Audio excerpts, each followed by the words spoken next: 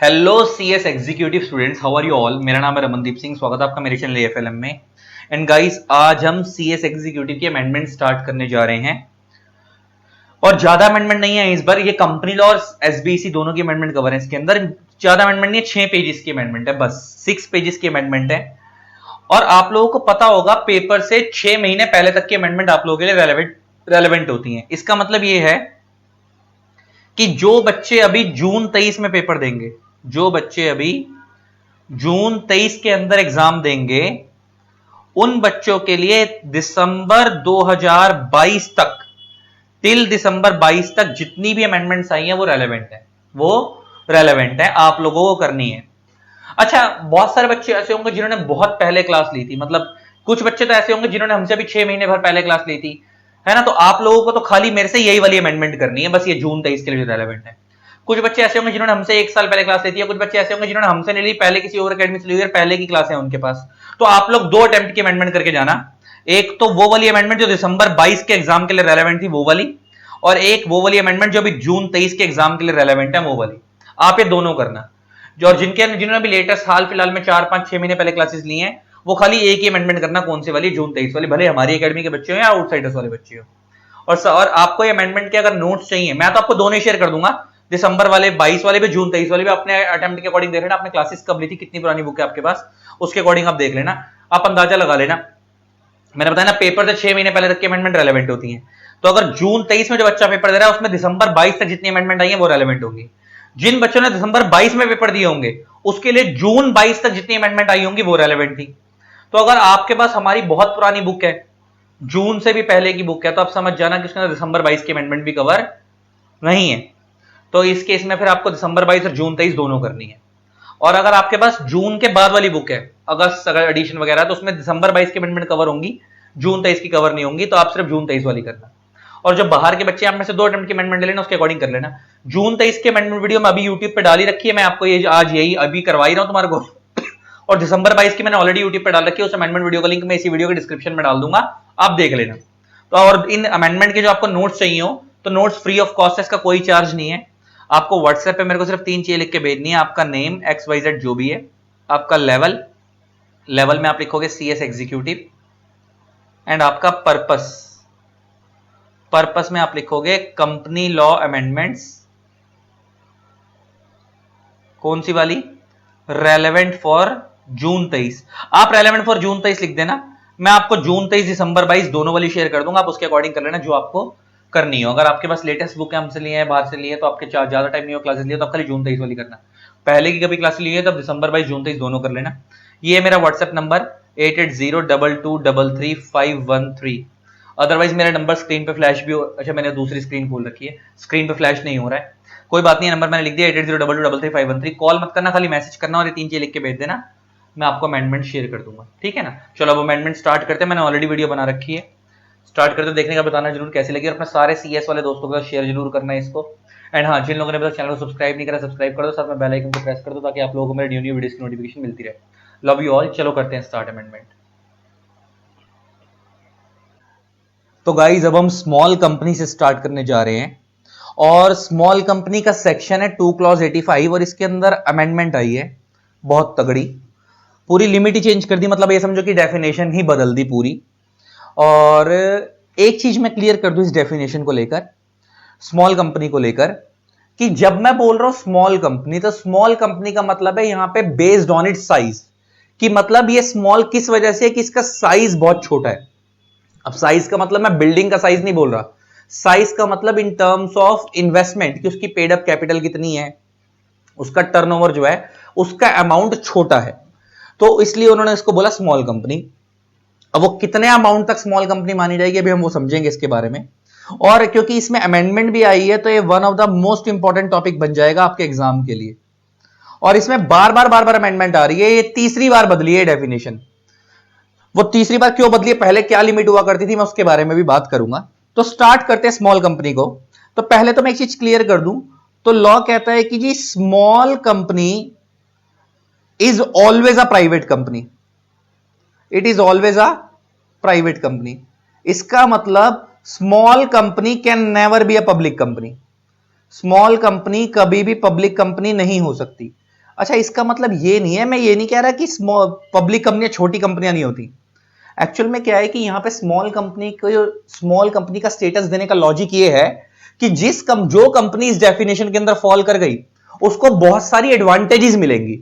जैसे एग्जांपल लेके बात करें, अगर आपकी कंपनी स्मॉल कंपनी की डेफिनेशन में आ गई तो आपको जैसे एक नॉर्मल कंपनी को एक साल में डायरेक्टर्स के लिए 4 बोर्ड मीटिंग करवानी होती है, स्मॉल कंपनी एक साल में 2 बोर्ड मीटिंग भी करवा लेगी तो चलेगा, उनको 4 की जगह 2 भी करवा लेगी तो चलेगा, मतलब एक फायदा मिल गया। नॉर्मल कंपनी को अपनी जब बैलेंस शीट बनाती है तो उसको balance sheet, profit and loss account, cash flow statement, तीनों चीजें बनानी पड़ती हैं। लेकिन स्मॉल कंपनी अगर कैश फ्लो स्टेटमेंट नहीं भी बनाएगी तो चलेगा। नॉर्मल कंपनी को अपनी कंपनी के अंदर इंडिपेंडेंट डायरेक्टर अपॉइंट करना होता है, लेकिन अगर स्मॉल कंपनी अपनी कंपनी के अंदर इंडिपेंडेंट डायरेक्टर अपॉइंट नहीं भी करेगी तो चलेगा। इसका मतलब अल्टीमेटली मैं कहना यह चाह रहा हूं कि स्मॉल कंपनी, अगर आप as per this act small company की डेफिनेशन में आ गए तो इसका मतलब यह है कि आपको बहुत सारे एडवांटेजेस मिलेंगे। और ये क्या कहता है कि स्मॉल कंपनी कौन सी कंपनी है? पहले तो उसने बोला it is always a private company, पहली बात। दूसरी बात वो ये कहता है कि स्मॉल कंपनी एक ऐसी कंपनी है जिसकी paid up share capital maximum 4 crore होगी एंड जिसका टर्नओवर, बड़े ध्यान से सुनना मैं क्या बोलने वाला हूं। ये क्या कहता है? ये कहता है स्मॉल कंपनी, पहली बात, is a private company, is a private company. कौन सी कंपनी है ये? प्राइवेट कंपनी है। पहली बात तो ये एक प्राइवेट कंपनी होगी जिसकी paid up share capital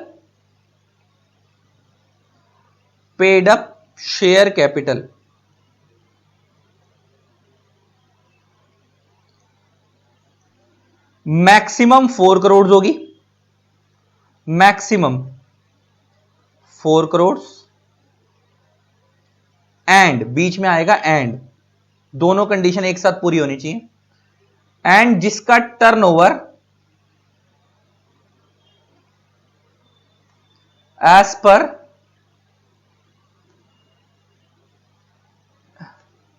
immediately preceding financial year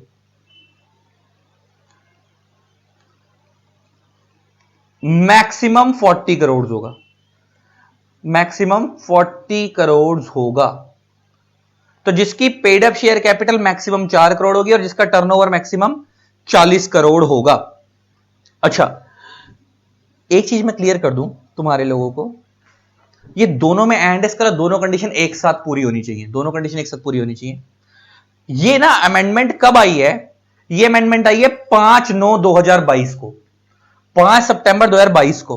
पहले ये लिमिट पता है कितनी थी? अर्लियर सबसे पहले लिमिट होती थी कि स्मॉल कंपनी एक ऐसी कंपनी जिसकी paid up share capital maximum 2 crore होगी एंड जिसका टर्नओवर मैक्सिमम 20 करोड़ होगा। ये इससे पहले होती थी। और इससे भी पहले एक होती थी जिसके अंदर यह था कि स्मॉल कंपनी एक ऐसी कंपनी है जिसकी paid up share capital maximum 50 lakh होगी एंड जिसका टर्नओवर मैक्सिमम 2 करोड़ होगा। तो पहले, सबसे पहले जब स्मॉल कंपनी, जब कंपनी लॉ वाले कंसेप्ट में इंट्रोड्यूस हुई थी, जब कंपनीज एक्ट में स्मॉल कंपनी का कंसेप्ट इंट्रोड्यूस हुआ था, ये कंसेप्ट ओल्ड कंपनी एक्ट में नहीं था, ये कंपनीज एक्ट 2013 में फर्स्ट स्टेप कंसेप्ट इंट्रोड्यूस हुआ था, ये वाला स्मॉल कंपनी वाला और 1% कंपनी वाला। तो जब सबसे पहले स्मॉल कंपनी डेफिनेशन का जब जन्म हुआ था तो उस टाइम पे स्मॉल कंपनी ये वाली मानी जाती थी कि स्मॉल कंपनी एक ऐसी कंपनी होगी जिसकी paid up share capital 50 lakh से ज्यादा नहीं होगी और जिसका टर्नओवर 2 करोड़ से ज्यादा नहीं होगा। आज भी कुछ इंस्टीट्यूट के स्टडी मैट में कई कई जगहों पे ये वाली डेफिनेशन लिखी हुई है, सबसे पुरानी वाली, सीए इंस्टीट्यूट हो, सीएस इंस्टीट्यूट हो, सीएम इंस्टीट्यूट हो, कई जगहों पे गलती है। आज भी कई जगहों पे ये वाली डेफिनेशन लिखी हुई है जो कि ओमिट हुए, जमाना हो गया।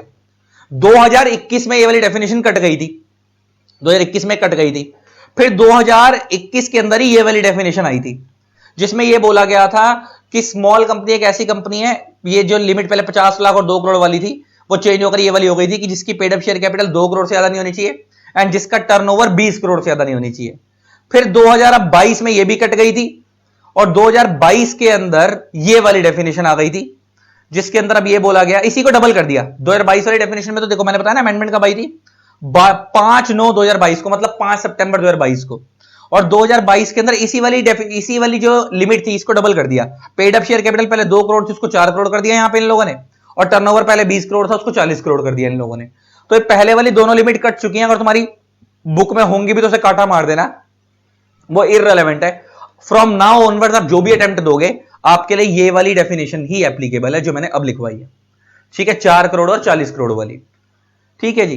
अच्छा, जब मैं बोल रहा हूं पेड अप शेयर कैपिटल, तो मैं नीचे वाली काट देता हूं, पहले क्या थी, तुम लोगों ने अगर नॉलेज के लिए लिखनी हो तो वीडियो बैक करके लिख लेना जो मैंने तुम्हारे को लिखवाई है, बैक करके, अगर नॉलेज के लिए लिखनी हो तो, ठीक है। अब मैं बता क्या रहा हूं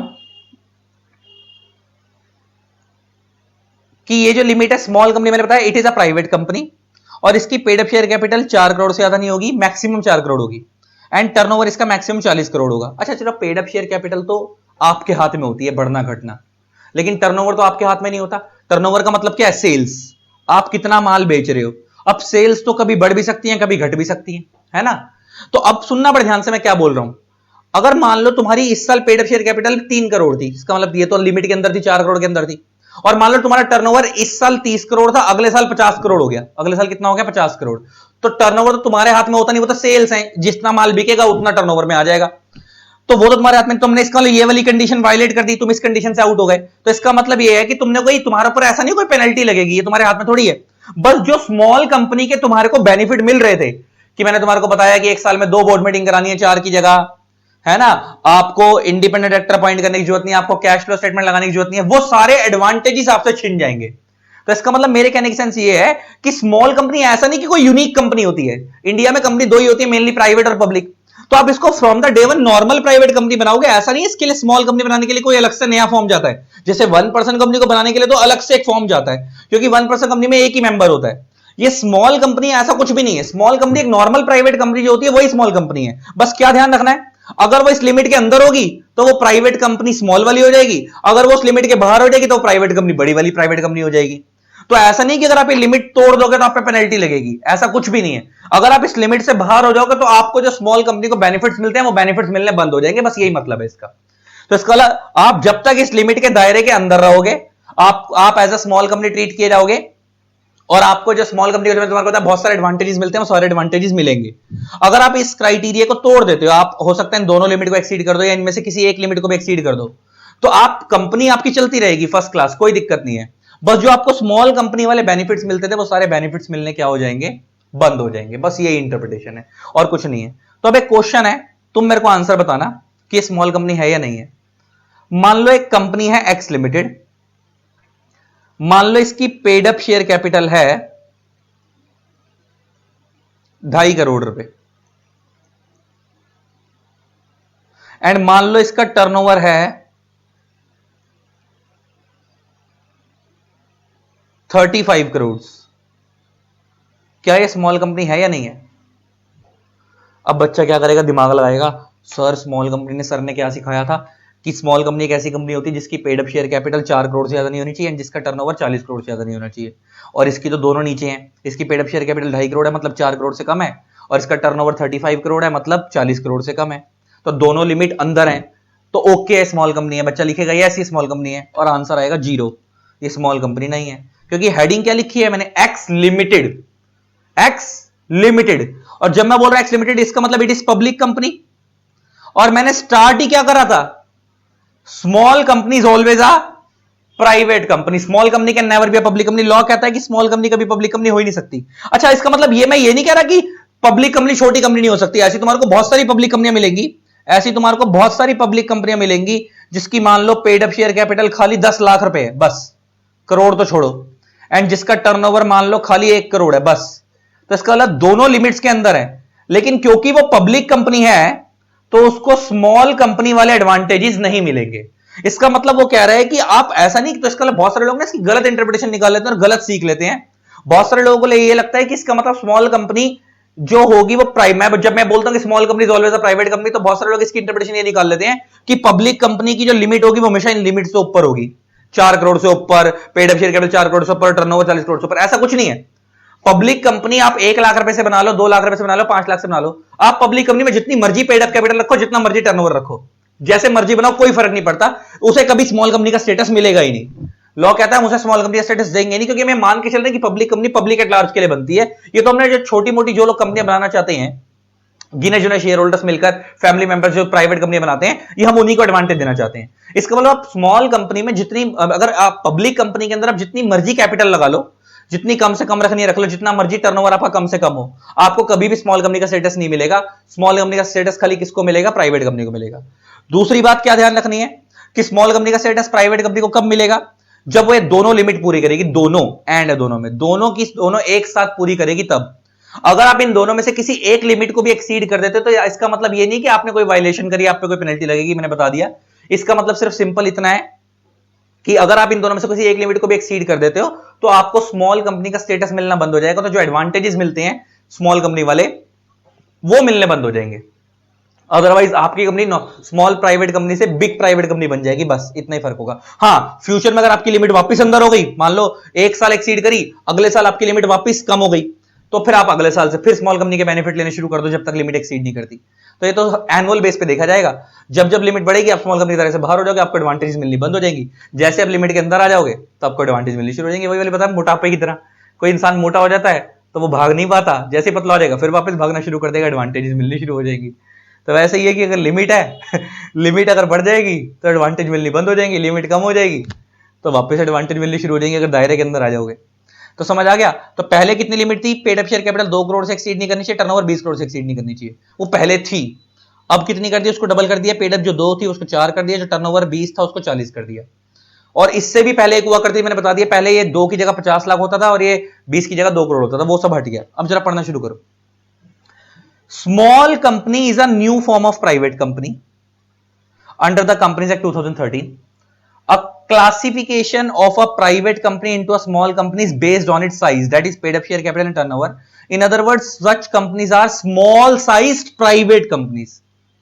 स्मॉल साइज कौन सी कंपनी? प्राइवेट। मैंने बोला ना स्मॉल कंपनी पब्लिक कंपनी होती नहीं है, वो ऑलवेज प्राइवेट होती है। बस इसको स्मॉल के बोल रहे हैं क्योंकि ये लेवल में छोटी है, इसकी पेड अप और टर्नओवर कम है, तो इसलिए क्या हो जाएगी? स्मॉल हो जाएगी। अब आगे बढ़ो। सेक्शन 2 क्लॉज 85 में स्मॉल कंपनी डिफाइन, इसमें क्या लिखा हुआ है? स्मॉल कंपनी मींस मतलब फाइनल जो लिखा वही मानना है। Small company means a company other than a public company. बात ही खत्म हो गई ना, उसने सीधा स्टार्ट ही कैसे करा है? स्मॉल कंपनी एक ऐसी कंपनी है जो पब्लिक कंपनी नहीं है, तो मतलब कौन सी कंपनी है? प्राइवेट कंपनी है। It means small company is always a private company. उसने बोला ना other than a public company, it means small company is always a private company. Small company always private company है जिसकी paid up share capital does not exceed 4 crore, जिसकी paid up share capital 4 crore से exceed नहीं करनी चाहिए, और such higher amount as may be prescribe which shall not be more than 10 crore. अब इस लाइन का मतलब क्या तुम समझो। बहुत सारे लोग ना इसको गलत इंटरप्रेट करते हैं। यहां पे लाइन के लिखे, इसका मतलब बताएगा कोई मेरे को? इस लाइन की इंटरप्रिटेशन क्या है? यहां पे लिखा हुआ है स्मॉल कंपनी एक ऐसी कंपनी है जिसकी paid up share capital 4 crore से एक्सीड नहीं करनी चाहिए, और such higher amount as may be prescribe which shall not be more than 10 crore. और सच हायर अमाउंट जो 10 करोड़ से ज्यादा नहीं होनी चाहिए। तो बच्चे ना बहुत सारे लोग इसको सोचते हैं ये मिनिमम है वो मैक्सिमम है, ये मिनिमम की लिमिट है वो मैक्सिमम की लिमिट है। बहुत सारे लोग इसे ऐसे समझते हैं। नहीं, यहां तो स्टार्ट ही ऐसे कर रहा है विच डज नॉट एक्सीड, तो मतलब डज नॉट में 4 से एक्सीड जाने नहीं चाहिए, और नीचे बोल रहा है 10 से एक्सीड नहीं करना चाहिए। तो इसका मतलब क्या है? इसका मतलब यह है, यहां पे एक शब्द लिखा हुआ है as may be prescribe, as may be prescribe, यहां पे एक शब्द लिखा है एज मे प्रिस्क्राइब। और पूरे कंपनी लॉ में जहां पे भी लिखा होगा एज मे बी प्रिस्क्राइब, तो इसका मतलब होता है prescribe in the form of rules by ministry of corporate affairs, prescribe by MCA. जहां पे भी पूरे कंपनी लॉ में लिखा हो प्रिस्क्राइब, एज मे प्रिस्क्राइब, तो प्रिस्क्राइब का मतलब prescribe by ministry of corporate affairs in the form of rules, rules की फॉर्म में। इसका मतलब सीधी सी भाषा में यह है कि ये एक समझो कि ना आज के लिए रेलेवेंट नहीं है, ये फ्यूचर की पावर है। कि इसका मतलब यह है कि गवर्नमेंट ने यह लिख दिया कि भाई स्मॉल कंपनी एक ऐसी कंपनी है जिसकी paid up share capital 4 crore से एक्सीड नहीं करनी चाहिए। आने वाले टाइम पे सरकार चाहे तो इस लिमिट को चेंज करके अगर बढ़ाना चाहे तो बढ़ा सकती है, लेकिन वो जितना भी अमाउंट बढ़ाएगी वो 10 करोड़ से एक्सीड नहीं करेगी। इसकी इंटरप्रिटेशन ये है, मान लो जैसे पहले 2 करोड़ थी तो सरकार ने इसको बढ़ा के कितना कर दिया? 4। इसका मतलब 10 करोड़ के अंदर अंदर है ना, ये वाली लिमिट पहले भी लिखी हुई थी यहां पे। इसका मतलब फ्यूचर की पावर है। इसका मतलब अभी सरकार ने 2 का चेंज करके 4 कर दिया है। इसका मतलब आज के डेट में हम स्मॉल कंपनी उसको मानेंगे जिसकी paid up share capital 4 crore से एक्सीड नहीं करनी चाहिए। आने वाले टाइम पे हो सकता है सरकार इसको 6 करोड़ कर दे, 7 करोड़ कर दे, तो सरकार इस लिमिट को बढ़ा, अगर मान लो आने वाले टाइम पे सरकार ने इसको 4 करोड़ से चेंज करके 6 करोड़ कर दिया, इसका मतलब उस टाइम पे हम स्मॉल कंपनी उसको मानेंगे जिसकी paid up share capital 6 crore से एक्सीड नहीं करनी चाहिए। इसका मतलब सरकार इसको बढ़ा सकती है आने वाले टाइम पे और, लेकिन वो जितना भी बढ़ाएगी लेकिन 10 करोड़ के अंदर अंदर रहेगी, ये इसका मतलब है। इसका मतलब सरकार को फ्यूचर के लिए एक पावर दी है कि आप आने वाले टाइम पे इस लिमिट को चेंज कर दो अगर करना चाहो तो, लेकिन कभी भी 10 करोड़ से ऊपर मत जाना। इसका मतलब आने वाले टाइम पे सरकार मैक्सिमम क्या कर सकती है, और जब मैं बोलूं सरकार, सरकार का मतलब मिनिस्ट्री ऑफ कॉर्पोरेट अफेयर्स। आने वाले टाइम पे ministry of corporate affairs maximum क्या कर सकती है कि आने वाले टाइम पे ministry of corporate affairs 4 crore की लिमिट को बढ़ाकर कहां तक लेकर जा सकती है, 10 करोड़ तक लेकर जा सकती है। 11 करोड़ नहीं कर सकती क्योंकि उनको पावर ही नहीं, उनको लास्ट पावर कहां तक दी है, 10 करोड़ तक। इसका मतलब ये कि अगर आने वाला, इसका मतलब मान लो कि अगर आने वाले टाइम पे सरकार ने इसको बढ़ाकर 10 करोड़ कर दिया, तो उसकी इंटरप्रिटेशन ये होगी कि स्मॉल कंपनी एक ऐसी कंपनी है जिसकी paid up share capital 10 crore से ज्यादा नहीं होनी चाहिए। 10 करोड़ के अंदर होगी तो स्मॉल होगी, लेकिन वो तब है जब आने वाले टाइम पे करेंगे। अभी के लिए ये लिमिट ही हमारे लिए इररेलेवेंट है। अभी के लिए ये तो सिर्फ, हम समझे कि तो सिर्फ सरकार को पावर दी हुई है कि सरकार आने वाले टाइम पे, लिखा ना शब्द क्या लिखा है, प्रिस्क्राइब नहीं लिखा, क्या लिखा है, as may be prescribe, prescribe की जा सकती है, मगर वो जितना भी प्रिस्क्राइब करेगी वो 10 करोड़ से ऊपर नहीं करेगी। इसके अलावा अभी के लिए आपको सिर्फ एक ही लिमिट याद करनी है, 4 करोड़ वाली, बस बात खत्म। कि इसके अलावा अभी के लिए जो प्रेजेंट अमेंडमेंट आने के बाद जो लिमिट है वो कितनी है, 4 करोड़ है। कि स्मॉल कंपनी एक ऐसी कंपनी है जिसकी paid up share capital 4 crore से एक्सीड नहीं करनी चाहिए। और आगे वाली लाइन का मतलब यह है कि अगर आने वाले टाइम पे सरकार चाहे तो इस 4 करोड़ की लिमिट को चेंज करके बढ़ा सकती है, लेकिन वो कहां तक बढ़ाएगी, लास्ट 10 करोड़ तक ही बढ़ाएगी, लेकिन वो जब बढ़ाएगी। अभी के लिए वो लिमिट हमारे लिए इररिलेवेंट है। अभी के लिए मतलब सरकार को फ्यूचर में पावर दी हुई है। अभी के लिए सिर्फ आपको इतना याद रखना है कि स्मॉल कंपनी एक ऐसी कंपनी जिसकी paid up share capital 4 crore से एक्सीड नहीं करनी चाहिए। सेम ऐसे नीचे आओ, turnover of which as per its last profit and loss account, मतलब जो इमीडिएटली प्रीसीडिंग फाइनेंशियल ईयर का जो प्रॉफिट एंड लॉस अकाउंट की जो उनका टर्नओवर है, टर्नओवर मतलब सेल्स, कितना माल बेचा, डज नॉट एक्सीड 40 करोड़ और such higher amount as may be prescribe which shall not be more than 100 crore. ये भी वही वाली बात हो गई कि स्मॉल कंपनी एक ऐसी कंपनी, इसका मतलब 100 करोड़ वाली बात लिखी, इसका मतलब भी वही इंटरप्रिटेशन है कि अभी के लिए सरकार ने 40 करोड़ की लिमिट बताई है कि स्मॉल कंपनी एक ऐसी कंपनी होगी कि जिसका टर्नओवर 40 करोड़ से एक्सीड नहीं करना चाहिए। आने वाले टाइम पे सरकार चाहे तो इस लिमिट को बढ़ा सकती है और, लेकिन जितना भी बढ़ाएगी लेकिन 100 करोड़ से एक्सीड नहीं करेगी। लास्ट कहां तक बढ़ा सकती है, 100 करोड़ तक बढ़ा सकती है। इसका मतलब है कि अगर मान लो आने वाले टाइम पे सरकार ने लिख दिया कि टर्नओवर उसका 80 करोड़ से एक्सीड नहीं करना चाहिए, तो वो कर सकती है। तो इसका मतलब फिर उस टाइम पे हम स्मॉल कंपनी उसको मानेंगे जिसका टर्नओवर 80 करोड़ से ज्यादा ना हो सकता है वो ऐसा कर देगी टर्नओवर उसका 100 करोड़ से एक्सीड नहीं करना चाहिए आने वाले टाइम पे, तो फिर उस टाइम में हम स्मॉल कंपनी उसको मानेंगे जिसका टर्नओवर 100 करोड़ से ज्यादा ना हो। लेकिन क्या वो 100 करोड़ से ज्यादा के बना सकते हैं, वो ऐसा बना सकते हैं कि जिसका टर्नओवर 110 करोड़ से एक्सीड नहीं करना चाहिए, वो कर ही नहीं सकते, उनके पास पावर ही नहीं है सरकार के पास। लास्ट पावर कहां तक है, 100 करोड़ तक। इसका मतलब ये कि टर्नओवर को बढ़ाने के लिए लास्ट सरकार के पावर 100 करोड़ तक की है और पेड अप शेयर कैपिटल को बढ़ाने की लास्ट सरकार के पास पावर 10 करोड़ तक की है। लेकिन ये तो पावर है, हम अभी के लिए, प्रेजेंट के लिए इररिलेवेंट है। अभी के लिए इंडस्ट्री में हम स्मॉल कंपनी किसको मानेंगे, इन दो वाली लिमिट को ध्यान रखना है बस, 4 करोड़ और 40 करोड़ बस। अभी के लिए हम स्मॉल कंपनी इंडस्ट्री के अंदर किसको मानेंगे, सिर्फ दो लिमिट दिमाग में रखनी है, जिसकी paid up share capital 4 crore से ज्यादा नहीं होनी चाहिए, जिसकी paid up share capital maximum 4 crore होगी एंड जिसका टर्नओवर मैक्सिमम 40 करोड़ होगा। अभी के लिए वही स्मॉल कंपनी है, ठीक है। तो अभी के लिए हमें ज्यादा दिमाग नहीं लगाना है। तो अभी के लिए स्मॉल कंपनी कौन सी कंपनी है, जिसकी ये दोनों लिमिट पूरी हो रही है, बस 4 करोड़ और 40 करोड़। बाकी वो जो उधर 10 करोड़ और 100 करोड़ वाली पावर है वो तो फ्यूचर लॉ मेकिंग पावर है कि सरकार आने वाले टाइम में लिमिट्स को 4 और 40 को बढ़ाकर ऊपर बढ़ाना चाहे तो 4 वाली को 10 तक लेकर जा सकती हैं और 40 वाली को 100 तक ले जा सकती हैं, 100 करोड़ तक। लेकिन अभी के लिए क्या है, वो इररिलेवेंट। और पहले कितनी थी लिमिट, 2 और 20, जो अभी 4 है वो पहले 2 करोड़ थी। तो इसका मतलब पहले हम क्या मानते होंगे, स्मॉल कंपनी उसको मानते होंगे पहले जिसकी paid up share capital 2 crore से ज्यादा ना हो और जिसका टर्नओवर 20 करोड़ से ज्यादा ना हो। और वही डबल कर दिया, 2 की जगह 4 कर दिया, 20 की जगह 40 कर दिया। तो अब हम स्मॉल कंपनी किसको मानेंगे, जिसकी paid up share capital 4 crore से ज्यादा ना हो एंड जिसका टर्नओवर 40 करोड़ से ज्यादा ना हो। बस इतना याद रखना है। कब आई अमेंडमेंट, 5/2022 को। डेट याद नहीं भी करोगे तो चलेगा, बस लिमिट याद करनी। प्रोवाइडेड दैट, अब ये पॉइंट बड़ा इंपॉर्टेंट है, बड़े ध्यान से सुनना, समझना है क्या है। अब ये पढ़ो क्या कहता है, provided that nothing in this definition shall apply to a holding company और अ सब्सिडरी कंपनी। मतलब इस डेफिनेशन में जो कुछ भी लिखा हुआ है वो होल्डिंग और सब्सिडरी पे अप्लाई नहीं होगा। इसका मतलब क्या है कि स्मॉल कंपनी की ना तो कोई होल्डिंग कंपनी होगी ना कोई सब्सिडरी कंपनी होगी। मान लो अगर एक x private limited small company है, मान लो इसके ऊपर एक एच लिमिटेड हो गई होल्डिंग कंपनी। अगर आप इसके ऊपर ऐसा कुछ बनाना चाहो और मान लो इसके नीचे आप बनाना चाहो एस लिमिटेड सब्सिडरी कंपनी, अगर आप ऐसा कुछ भी करना चाहो और होल्डिंग सब्सिडरी क्या होता है आपको पता है, जब एक कंपनी दूसरी कंपनी के अंदर मोर देन 50% के शेयर होल्ड करती है, इक्विटी शेयर जो होल्ड कर रही है वो होल्डिंग कंपनी, इसको होल्ड किया जा रहा है सब्सिडरी कंपनी। तो कह रहा है स्मॉल कंपनी की ना तो कोई होल्डिंग कंपनी होगी ना कोई सब्सिडरी कंपनी होगी। इसका मतलब ये, अच्छा तुम खुद सोचो इसका लॉजिक क्या है। होल्डिंग सब्सिडरी क्यों बनती है? For expansion of business, business बड़ा करने के लिए, है ना। अगर मान लो मेरी एक होल्डिंग कंपनी है, बहुत अच्छा ग्रो कर गई, अब मैं चाहूंगा कि मैं एक कंपनी और बनाऊं अपने ग्रुप के अंदर सब्सिडरी कंपनी, जिसको मैं और बड़े लेवल पे लेकर जाऊं ताकि हमारा बिजनेस और ग्रो करे। लेकिन स्मॉल कंपनी तो पहले ही छोटे लेवल पे काम कर रही है, इसको एक्सपेंशन की इतनी क्या जरूरत है, ये तो वैसे भी एक लिमिट के दायरे के अंदर अंदर रहेगी। तो इसलिए स्मॉल कंपनी की ना तो कोई होल्डिंग कंपनी होगी ना कोई सब्सिडरी कंपनी होगी।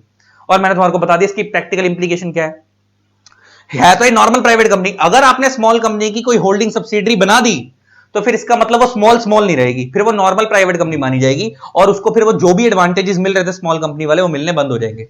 तो ये मैंने बोला ना, स्मॉल कंपनी को बनाने के लिए कोई अलग प्रोसीजर नहीं है मेरे भाई। स्मॉल कंपनी है एक नॉर्मल प्राइवेट कंपनी ही, बस उसकी लिमिट जब तक इस दायरे के अंदर रहेगी और जब तक वो सारी कंडीशन स्मॉल कंपनी वाली पूरी कर रही होगी तो उसको बेनिफिट मिलते रहेंगे। अगर वो इस दायरे के बाहर हो गई या उसने कोई भी कंडीशन स्मॉल कंपनी वाली पूरी नहीं करी तो वो स्मॉल कंपनी तो रोक के रहेगी वो, लेकिन उसको स्मॉल कंपनी वाले एडवांटेज मिलने बंद हो जाएंगे। तो सेम में अगर तुम्हें ये बताऊं कि अगर प्राइवेट लिमिटेड जो स्मॉल कंपनी है, मान लो इसकी लिमिट स्मॉल कंपनी के दायरे के अंदर है, मान लो इसकी paid up share capital 4 crore के अंदर है, इसका टर्नओवर 40 करोड़ के अंदर है, लेकिन ये मान लो कि इसने क्या कर दिया, एग्जांपल लेके बात करते हैं, मान लो कि इसने होल्डिंग या सब्सिडरी अपनी कोई बना ली, अपने अपने ऊपर कोई होल्डिंग कंपनी बना ली, अपने नीचे कोई सब्सिडरी कंपनी बना ली, तो जैसे ही ये होल्डिंग या सब्सिडरी बनाएगी तो इसको स्मॉल कंपनी वाले एडवांटेजेस मिलने बंद हो जाएंगे। तो इसको स्मॉल कंपनी वाले क्या हो जाएंगे, एडवांटेजेस मिलने बंद हो जाएंगे। इसलिए सिंपल सी भाषा में अगर आपको स्मॉल कंपनी रहना है और उसके एडवांटेजेस लेने हैं तो स्मॉल कंपनी की ना तो कोई होल्डिंग कंपनी होगी ना कोई सब्सिडरी कंपनी होगी। पहला पॉइंट ये हो गया। नेक्स्ट है small company can never be a section 8 company. अच्छा तुम खुद सोचो, सेक्शन 8 कंपनी तुम्हारे को मैं भी आगे पढ़वाऊंगा भी। सेक्शन 8 कंपनी का मतलब होता है नॉन प्रॉफिट कंपनी, एक ऐसी कंपनी जो इंडिया में प्रॉफिट करने के लिए बनी नहीं है। अच्छा सेक्शन 8 कंपनी जो होती है वो इंडिया में डोनेशन से चलती है, इनको डोनेशन चलता, ये जितनी सोसाइटीज होती हैं, सोसाइटीज जो इंडिया में बनती हैं या एनजीओ वगैरह बनती हैं, ये सेक्शन 8 कंपनी की फॉर्म में बनती है ज्यादातर। तो ये तो इंडिया में चलती कैसे है, डोनेशन की फॉर्म में। और आपको पता भी होगा, आप लोगों ने अकाउंट्स में पढ़ा भी होगा, जो नॉर्मल कंपनी होती है उनका पीएनएल अकाउंट बनता है, प्रॉफिट एंड लॉस अकाउंट बनता है, क्योंकि वहां पे प्रॉफिट होता है। लेकिन आपको पता होगा जो नॉन प्रॉफिट कंपनीज होती हैं, आपको आपके टीचर्स ने पढ़वाया होगा, उनका पीएनएल अकाउंट नहीं बनता, उनका इनकम एंड एक्सपेंडिचर अकाउंट बनता है। उनका क्या बनता है, income and expenditure account. Income मतलब कितनी डोनेशन आ रही हैं, और एक्सपेंडिचर मतलब ऑब्वियस सी बात है कि अगर वो कोई संस्था की फॉर्म में चल रहे हैं तो खर्चे तो उनके होंगे ही, तो कितना वो खर्चा कर रही है, तो उनका इनकम एंड एक्सपेंडिचर अकाउंट होता है, उनका पीएनएल अकाउंट नहीं होता, वहां पे प्रॉफिट लॉस का चक्कर नहीं होता। तो आप खुद सोचो, अच्छा इसका मतलब जो सेक्शन 8 कंपनी होती होगी उसका टर्नओवर क्या होता होगा, उसकी इनकम, क्योंकि वहां पे तो उनके वही वो कोई बिजनेस तो करनी नहीं, उनके पास जो इनकम आ रही है वही उनका टर्नओवर है। और डोनेशंस लेने की कोई लिमिट तो होती नहीं, जितनी मर्जी आ जाए। तो अगर डोनेशन लेने की कोई लिमिट नहीं होती और अगर हम सेक्शन 8 कंपनी को डोनेशन लेना अलाउ कर देंगे कि आप स्मॉल कंपनी बन जाओ और आप डोनेशन, सॉरी, अगर हम स्मॉल कंपनी को डोनेशन लेना अलाउ कर देंगे तो ऐसे तो उनकी लिमिट हर साल एक्सीड कर जाएगी 40 करोड़ से, तो स्मॉल कंपनी रह ही नहीं पाएगी, क्योंकि डोनेशन तो करोड़ों रुपए में आती है और डोनेशन लेने की कोई लिमिट तो होती ही नहीं है। तो इसलिए उन्होंने पहले ही बाहर कर दिया कि इंडिया के अंदर स्मॉल कंपनी कभी भी सेक्शन 8 कंपनी की फॉर्म में नहीं बन सकती। इसके अलावा अगर आप एक प्राइवेट, आपको पता है ना section 8 company non profit company, मैंने आपको बताया, आप उसे प्राइवेट कंपनी की फॉर्म में बना सकते हो, पब्लिक कंपनी की फॉर्म में बना सकते हो। तो अगर आप उसे प्राइवेट कंपनी की फॉर्म में बनाओगे तो उसे स्मॉल कंपनी वाले बेनिफिट्स कभी भी नहीं मिलेंगे, भले उसकी paid up share capital 4 crore से अंदर हो या उसका टर्नओवर 40 करोड़ से अंदर हो, उसे वो सेक्शन 8 बनाई। और वैसे भी सेक्शन 8 कंपनी को अलग से बहुत एडवांटेज मिलते हैं, तो लॉ कहता है कि भाई तुम्हें वहां पे एडवांटेज मिल रहा है, तुम यहां वाले एडवांटेज लेके क्या करोगे। तो तुम अगर सेक्शन 8 कंपनी बहुत सारे एडवांटेज पहले ही मिल रहा है तो तुम वो वाले एडवांटेज लो, यहां वाले मत लो। तो ले दे के स्मॉल कंपनी कभी भी सेक्शन 8 कंपनी की फॉर्म में नहीं बन सकती, मतलब नॉन प्रॉफिट फॉर्म में नहीं बन सकती, इंडिया में हमेशा प्रॉफिट करने के लिए ही बनेगी। Third, provided that nothing in this definition shall apply to a company और body corporate governed by any special act. अच्छा एग्जांपल लेके बात करते हैं, जैसे एलआईसी, एलआईसी इंडिया में खुद के एक्ट से चल रही है, एलआईसी एक्ट से। एसबीआई, एसबीआई का इंडिया में खुद का एक्ट है, एसबीआई एक्ट। तो कह रहे हैं स्मॉल कंपनी तो कंपनी एक्ट में बन रही है, ये स्पेशल एक्ट से थोड़ी बन रही है। कुछ कंपनी ऐसी होती है जो खुद के एक्ट से चलती है, कंपनी एक्ट से नहीं चलती। जैसे एग्जांपल मैंने बताया एलआईसी, एसबीआई, इनका खुद का एक्ट है। जैसे हमारा आईसीआई, आईसीएसआई में हमारी जो खुद के इंस्टीट्यूट हैं वो भी उनके खुद के एक्ट हैं, आईसीआई एक्ट, आईसीएसआई एक्ट, तो वो अपने एक्ट से चल रहे हैं। तो ये इंस्टीट्यूट हमारे वैसे भी अपने एक्ट से चल रहे हैं, तो उनके ऊपर अपना वाला लॉ लगेगा, कंपनी लॉ नहीं लगेगा। तो ले दे के कह रहा है कि कोई भी ऐसी स्मॉल कंपनी जो अपने, कोई भी ऐसी कंपनी जो अपने एक्ट से बनी है, स्पेशल एक्ट से, कंपनी एक्ट में नहीं बनी, उसको भी स्मॉल कंपनी का स्टेटस नहीं मिलेगा। तो ये 3 एक्सेप्शंस हैं, याद रखो। इन 3 एक्सेप्शंस के केस के अंदर ये कभी भी स्मॉल कंपनी नहीं बन सकती। कौन कौन सी कंपनियां स्मॉल कंपनी की कैटेगरी से आउट हो जाएंगी? एक तो वो सिंपल है कि अगर आप लिमिट से आउट हो जाओगे तब तो स्मॉल कंपनी से डेफिनेशन से आउट हो ही जाओगे। दूसरा, स्मॉल कंपनी की होल्डिंग सब्सिडरी नहीं हो सकती कोई भी। स्मॉल कंपनी कभी भी इंडिया में सेक्शन 8 कंपनी की फॉर्म में नहीं बन सकती। तीसरा, स्मॉल कंपनी कभी भी इंडिया में स्पेशल एक्ट की अगर कोई कंपनी है उसको स्मॉल कंपनी वाले बेनिफिट्स नहीं मिलेंगे। जो कंपनी एक्ट में कंपनी बनेगी उसी को स्मॉल कंपनी वाले बेनिफिट मिलेंगे। अब आता है प्रिविलेजेस ऑफ स्मॉल कंपनी। अब क्या आता है? Privileges of small company. Privileges का मतलब बेनिफिट्स। स्मॉल कंपनी अगर आप बनाओगे तो क्या क्या बेनिफिट्स मिलते हैं, मैंने तुम्हारे को पहले बता दिया था कि स्मॉल कंपनी को एक तो कैश फ्लो स्टेटमेंट लगाने की जरूरत नहीं होती। अच्छा, नॉर्मल कंपनी की जो एनुअल रिटर्न होती है, एनुअल रिटर्न समझ आता है, नॉन फाइनेंशियल डेटा। एक कंपनी में साल में क्या क्या हुआ उसकी डिटेल भेजनी आती है आरओसी को, तो उसके ऊपर सीएस के साइन होने मैंडेटरी होते हैं। लेकिन वो कह रहा है अगर वो स्मॉल कंपनी है तो उसकी एनुअल रिटर्न के ऊपर या तो सीएस के साइन करवा लो, और अगर कंपनी में सीएस नहीं है तो किसी डायरेक्टर के ही साइन करवा लो, है ना। आपको मैंडेटरी नहीं है कि आप सीएस के ही साइन करवाओ, वरना नॉर्मल एनुअल रिटर्न को सीएस से साइन कराना मैंडेटरी होता है। लेकिन अगर आपकी स्मॉल कंपनी है तो आपकी एनुअल रिटर्न को सीएस से साइन कराना मैंडेटरी नहीं है। और एक नॉर्मल कंपनी हर साल एनुअल जनरल मीटिंग करवाती है, तो एनुअल जनरल मीटिंग के लिए एक रिपोर्ट बनाई जाती है। वो कह रहा है स्मॉल कंपनी को एजीएम पे रिपोर्ट बनाने की जरूरत नहीं है। नॉर्मल कंपनी के अंदर एक मिनिमम, देखो प्राइवेट कंपनी में 2 डायरेक्टर होते हैं, पब्लिक कंपनी में 3 डायरेक्टर होते हैं, लेकिन स्मॉल कंपनी एक छोटी कंपनी है, तो वो कह रहा है आप इसमें 2 डायरेक्टर भी रखोगे तो चलेगा, और इनको इंडिपेंडेंट डायरेक्टर भी अपॉइंट करने की जरूरत नहीं है। तो कुछ फायदे हैं स्मॉल कंपनी को जो मिलते हैं। तो अब मैंने तुम्हारे को लेटेस्ट वाली स्मॉल कंपनी पढ़वा दी है अमेंडमेंट के साथ। आई होप समझ आ गया होगा, लिमिट्स के साथ। और इसके ऊपर सबसे ज्यादा अब तो ये डेफिनेशन पेपर के हिसाब से इंपॉर्टेंट आ सकती है, और जो सबसे ज्यादा आने के चांस है वो या तो डेफिनेशन की लिमिट के ऊपर बनाएंगे या फिर वो इस प्रोवाइडेड दैट के ऊपर भी बना सकते हैं। प्रोवाइडेड का मतलब क्या होता है? एक्सेप्शन, मेन प्रोविजन के एक्सेप्शन। 3 एक्सेप्शन है, 3 केसेस में स्मॉल कंपनी नहीं मानी जाएगी, ठीक है ना। तो ये हमारा स्मॉल कंपनी खत्म हो गया। अब आगे बढ़ते हैं। तो गाइस, प्रमोशन इन कॉर्पोरेशन वाले चैप्टर में ना एक नया टॉपिक ऐड हुआ है, रूल 25B। ये रूल 25B क्या है? हेडिंग क्या है? Physical verification of registered office of the company. अगर मैं आपको बताऊं तो इस टॉपिक को लाने की सेंस क्या है, पहले वो समझ लेते हैं ये किससे कनेक्टेड है। इससे पहले ना एक रूल आया था, रूल 25A, जो आप लोगों ने पढ़ रखा है। इसके अंदर ना एक फॉर्म जाता था जिसका नाम था फॉर्म एक्टिव। इसको लाने का लॉजिक क्या था? फॉर्म एक्टिव, और एक्टिव की फुल फॉर्म थी active company tagging identities and verification, ठीक है। ये एक्टिव की फुल फॉर्म थी। अब ये जो रूल लाया गया है ना, अब इसको समझते हैं कि ये रूल 25A में क्या था और 25B क्यों लाया गया, उसी की कंटिन्यूटी में है। होता क्या था कि मान लो एक जगह है, मान लो एक जगह है, एग्जांपल लेके बात करते हैं। मान लो एक जगह है दिल्ली के अंदर, चांदनी चौक के अंदर। मान लो दिल्ली के अंदर एक जगह है चांदनी चौक के अंदर। मान लो उस जगह का नाम है, मान लो 112B ब्लॉक, चांदनी चौक। मैं सिर्फ दिल्ली, चांदनी चौक, दिल्ली, मैं सिर्फ एक समझाने के लिए बात कर रहा हूं, सुनना। पहले क्या होता था कि एक ही, अब ये मान लो एक कंपनी का रजिस्टर्ड ऑफिस एड्रेस है, तो मान लो एक कंपनी है एक्स लिमिटेड, उसका रजिस्टर्ड ऑफिस भी यही है। मान लो एक कंपनी है वाई लिमिटेड, उसका रजिस्टर्ड ऑफिस भी यही है। मान लो एक कंपनी है जेड लिमिटेड, उसका रजिस्टर्ड ऑफिस भी यही है। मान लो एक कंपनी है क्यू लिमिटेड, उसका रजिस्टर्ड ऑफिस भी यही है। पहले ना एक कंपनियों के कई सारे रजिस्टर्ड ऑफिस होते थे, मतलब सॉरी कई सारे कह रहा हूं, मतलब बहुत सारी कंपनियों का एक ही रजिस्टर्ड ऑफिस होता था पहले। और मतलब एक रजिस्टर्ड ऑफिस एड्रेस के ऊपर कई सारी कंपनियां पहले क्या हो जाती थी? रजिस्टर हो जाती थी इंडिया के अंदर। पता ही नहीं लग पाता था कि एक पॉसिबल कैसे है कि एक एड्रेस पे इतनी कंपनियां बन रही हैं। बड़ी दिक्कत वाली बात थी। कई बार तो ऐसा भी होना शुरू हो गया कि मान लो अगर एक फ्लोर पे 4 रूम है, एक फ्लोर पे 4 रूम है, तो ये कंपनी 1 हो गई, ये कंपनी 2 हो गई, नीचे वाली कंपनी 3 हो गई, चौथी वाली कंपनी 4 हो गई। इस तरीके से कंपनीज बन जाती थी। रजिस्ट्रार को लगा कि यार कुछ तो गड़बड़ी है, कि अगर एक्चुअल में कोई कंपनी अगर वर्क कर रही है तो वहां पे स्टाफ तो होगा। इसका मतलब रजिस्ट्रार को पता लगने लगा कि भाई ये कंपनी एक्चुअल में वर्क ही नहीं कर रही है, सब शेल कंपनीज हैं। ये सब कौन सी कंपनीज हैं? शेल कंपनीज है। शेल कंपनीज का मतलब होता है बबल कंपनीज, जो सिर्फ ऑन पेपर आरओसी के पास रजिस्टर्ड है लेकिन एक्चुअल में वर्क नहीं कर रही। जो ऑन पेपर आरओसी के पास रजिस्टर्ड है लेकिन एक्चुअल में वर्क नहीं कर रही, क्योंकि एक एड्रेस पे अगर इतनी सारी कंपनी रजिस्टर्ड है, इसका मतलब उधर कंपनी एक आधी होगी, बाकी सारी कंपनियां तो सिर्फ दिखावे के लिए हैं, जो ऑन पेपर है लेकिन एक्चुअल में पैसा घुमाने के लिए बनाई गई है। लेकिन एक्चुअल में वहां पे जब जाओगे तो पता लगेगा वहां पे कोई कंपनी है ही नहीं, है ना। तो उसके लिए ना एक फॉर्म बनाया गया था, एक रूल लॉन्च किया गया था जिसका नाम था रूल 25A। उसके लिए एक रूल लॉन्च किया गया था जिसका नाम क्या था? रूल 25A, ये रहा 25A। इसके अंदर एक फॉर्म लॉन्च किया गया था, फॉर्म एक्टिव, और इसमें यह कहा गया था कि जो भी कंपनी 31 दिसंबर 2017 या उससे पहले बनी है उसको एक फॉर्म फाइल करना है, फॉर्म एक्टिव। अच्छा, नाम से क्लियर है, active company tagging identities and verification.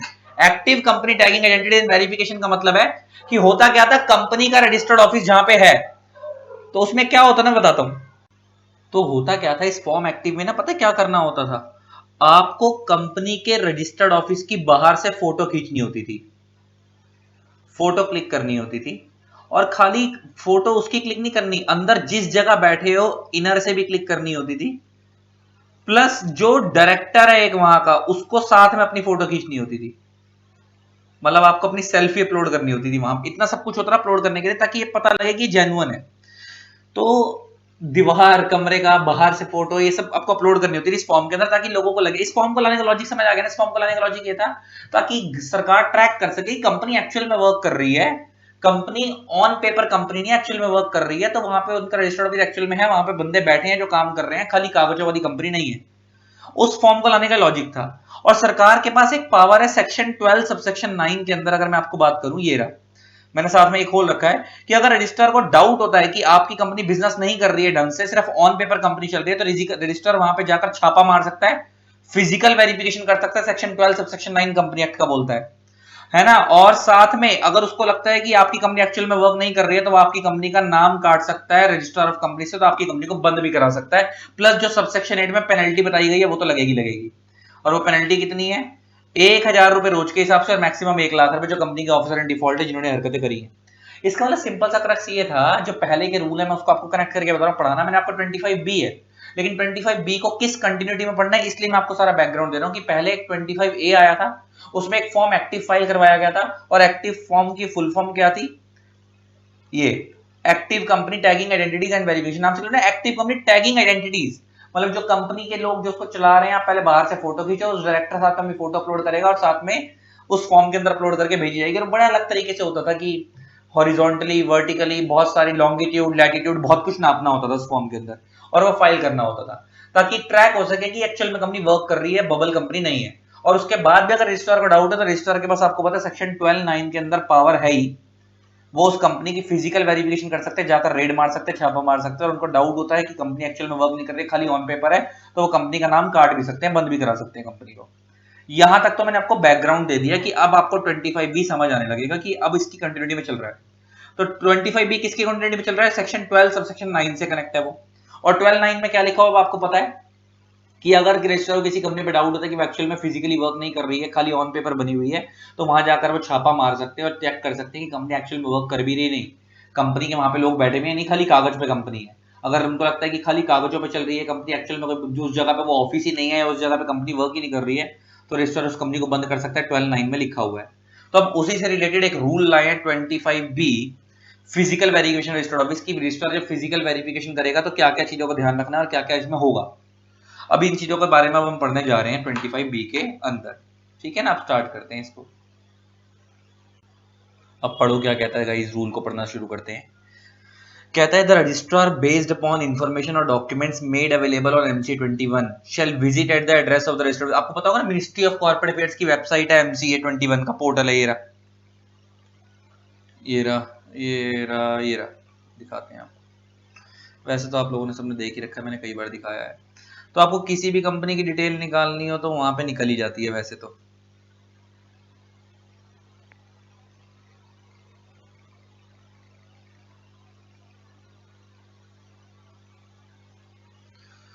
ये रहा।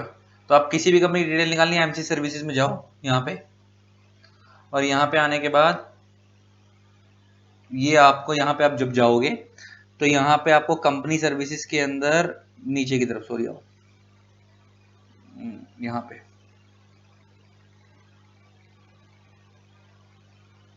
Check company name, company CIN, company की डिटेल्स, यहाँ से सब कुछ निकल कर आ जाएगा। और यहाँ पे अगर आप आओगे तो व्यू कंपनी और LLP मास्टर डेटा का ऑप्शन आ रहा है। जब यहाँ से जाओगे तो कंपनी का एड्रेस वगैरह सब कुछ निकल आएगा। तो होता क्या है, जैसे एक तुम्हारे को, अब तो मेरे पर टाइम नहीं है, खैर तुम लोगों को मैंने पहले किसी वीडियो में दिखाया ही हुआ है, चलो दिखा देता हूँ, रुको, लो कैसे निकलता दिखा देता हूँ, ये लो मान लो हम यहाँ गए, हमें रिलायंस की डिटेल निकालनी है।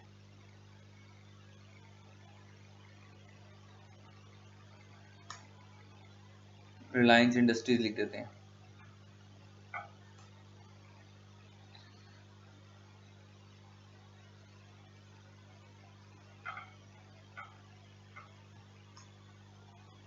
ये देखो, ये मैंने खोला, डिटेल डाली, रिलायंस इंडस्ट्रीज लिमिटेड, कंपनी का एड्रेस आ रहा है, डेट ऑफ इनकॉर्पोरेशन आ रही है, पूरा एड्रेस है 3rd floor, floor Maker Chamber, Nariman Point, Mumbai.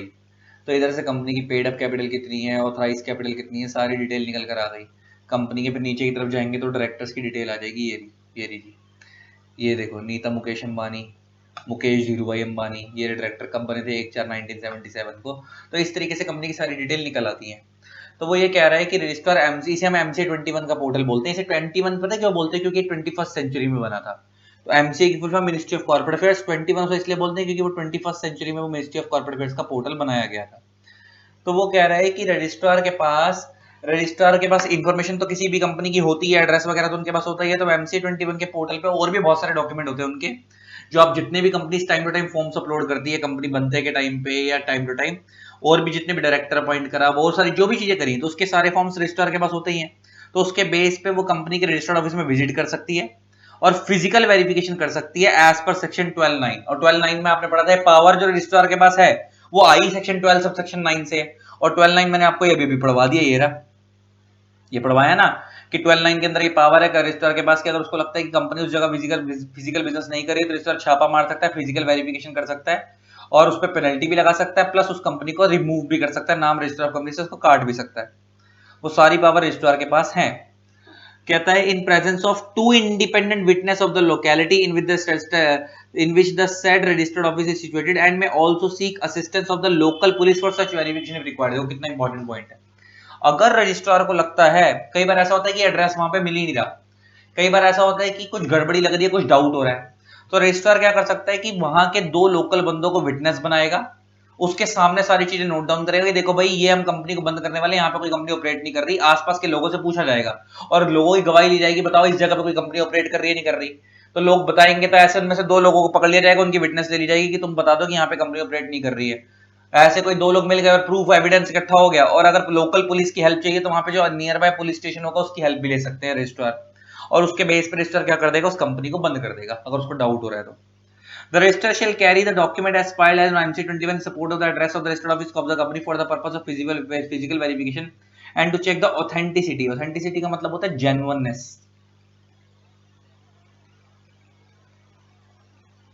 of the same by cross verification of the copies of supporting documents by such address collected during the said physical verification duly authenticated from the occupant of the property where at the said registered office is situated। बड़े ध्यान से आगे बात समझ आ गई। मतलब इस point में ये कहना चाह रहा है कि रजिस्टर क्या करेगा, अपने पास से तो सारे डॉक्यूमेंट लेके जाएगा ही जिसमें जब कंपनी ने फाइल करे होंगे। कंपनी जब कंपनी बनती है तो वो अपने एड्रेस की डॉक्यूमेंटेशन लगाती है कि हमारी कंपनी इस जगह पे सिचुएटेड है। तो वो जो कंपनी ने जो भी डॉक्यूमेंटेशन लगाई वो सब रजिस्टर के पास तो अपलोड ही होती है MC21 के पोर्टल पे। तो रजिस्टर वो कॉपी सारी लेके जाएगा और क्रॉस वेरीफाई करेगा कि जो एड्रेस उन डॉक्यूमेंट में लिखा है वो एड्रेस एक्चुअल में उस जगह पे है भी या नहीं, और अगर वो एड्रेस उस जगह का है तो एक्चुअल में वहां पे कोई कंपनी बनी है या नहीं बनी है, और वहां के लोगों से ऑक्यूपेंट जो है, वहां के जो लोग वहां पे रह रहे हैं उनसे क्या कराएगा, ऑथेंटिकेट करवाएगा, साइन करवा के लेके आएगा। The register shall take a photograph of the registered office of the company while causing physical verification। होगा, आ गई ना बात। अगर रजिस्ट्रार को लगता है कि कंपनी एक्चुअल में वर्क कर रही है या नहीं कर रही, दोनों में से जो भी है, तो वो दोनों ही केस में फोटो खींचेगा। अगर कर रही है तो आकर वापस आ जाएगा और अपने रिकॉर्ड में अपडेट कर देगा कि भाई ये कंपनी एक्चुअल में वर्क कर रही है, सिर्फ हमारा गलत डाउट था। और अगर उसको लग रहा है कि कंपनी वाकई में काम नहीं कर रही है, वहां पे कुछ गलत है, तो उसकी फोटो खींच के लाएगा। और जो रिपोर्ट ऑफ फिजिकल वेरिफिकेशन होगी shall be prepared in the following format namely. तो जो रजिस्ट्रार क्या करेगा, एक रिपोर्ट बनाएगा। जब वो फिजिकल वेरिफिकेशन वहां पे करने जाएगा तो एक रिपोर्ट रेडी करेगा। उस रिपोर्ट में क्या क्या होगा, कंपनी का नाम और कंपनी का सिन नंबर। सिन नंबर मतलब कॉर्पोरेट आइडेंटिफिकेशन नंबर। या जब भी कोई कंपनी बनती है उसका एक यूनिक नंबर अलॉट होता है जिससे वो कंपनी ट्रैक होती है, उसको हम बोलते हैं सिन नंबर। कंपनी का लेटेस्ट एड्रेस क्या है, कंपनी का authorisation letter by the issued by the ROC. Date of authorisation letter issued by the ROC का मतलब है कि आरओसी ने उसको कब कंपनी बनने को अलाउ करा था। नेम ऑफ द रजिस्ट्रार, आपको पता है हर स्टेट का रजिस्ट्रार अलग होता है, तो किस आरओसी ने छापा मारा है उस रजिस्ट्रार का नाम, जिस जो रजिस्ट्रार जो छापा मारने गया है वहां पे उसका नाम। डेट और टाइम, किस डेट को आप छापा मारने गए थे, किस टाइम पे गए थे, जगह, किस जगह पे छापा मारने गए थे, तो का लैंडमार्क बताओ, कौन कौन से बंदे उस जगह पे अवेलेबल थे, इफ एनी। अच्छा इफ एनी को लिखा, क्या पता वहां पे कोई बंदा हो ही ना, वहां पे कोई ऑफिस ही ना हो, और अगर है तो उस बंदे का नाम, उसके बाप का नाम, उसका रेजिडेंशियल एड्रेस और उसका कंपनी से क्या रिलेशन है, कि वो कंपनी में डायरेक्टर है, कंपनी में एम्प्लॉई है, क्या है उसकी डिटेल, प्लस के अलावा कोई रिमार्क्स, प्लस उसके अलावा वो कुछ डॉक्यूमेंट अटैच करेगा, रजिस्ट्रार वहां से लेकर आएगा। अगर वो जगह ऑनर की है तो उसका ऑनरशिप डॉक्यूमेंट की उनकी कॉपी लेके आएगा, अगर वो जगह रेंट की है तो रेंट एग्रीमेंट, या अगर वो किसी और की, उसके मालिक कोई और रेंट किया और रेंट एग्रीमेंट नहीं है तो उसके मालिक से एनओसी का सर्टिफिकेट कि उनको इस जगह पे उन्होंने इस कंपनी को यूज करने के लिए दिया और उन्हें कोई दिक्कत नहीं है। फोटोग्राफ रखेगा स्टेट ऑफिस की, self attested ID card of the person available, जो बंदा वहां पे अवेलेबल है उसके एक आईडी कार्ड लिया जाएगा, आधार कार्ड, पैन कार्ड, उसको बोला जाएगा इसके ऊपर साइन करके दे, सेल्फ अटेस्ट करके दे, और एनी अदर डॉक्यूमेंट उसको चाहिए, उसके बाद ये डेट और साइन कर दिए जाएंगे।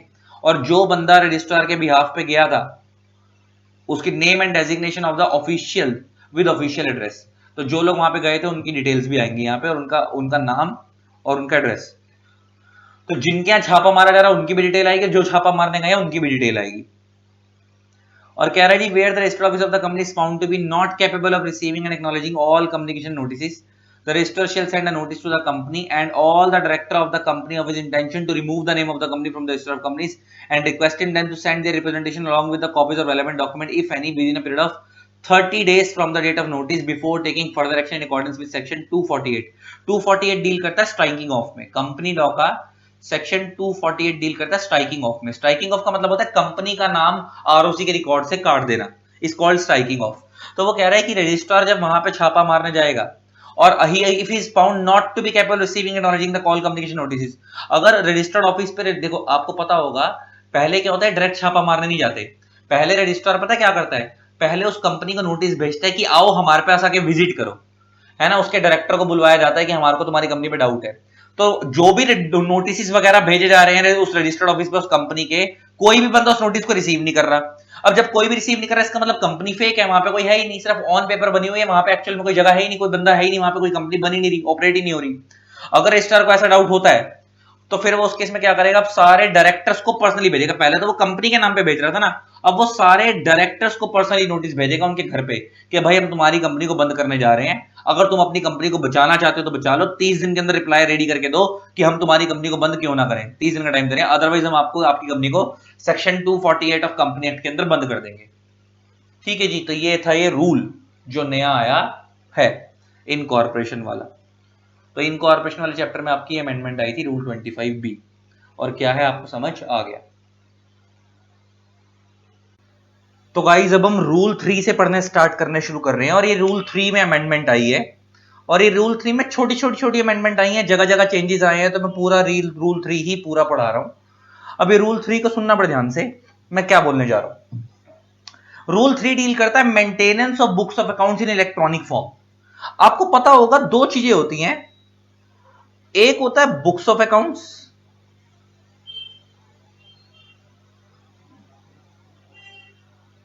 एक होता है फाइनेंशियल स्टेटमेंट्स। एक होता है बुक्स ऑफ अकाउंट्स, एक होती है financial statements. Books of accounts में क्या आता है, ledgers, journals, cash book, sale book etcetera.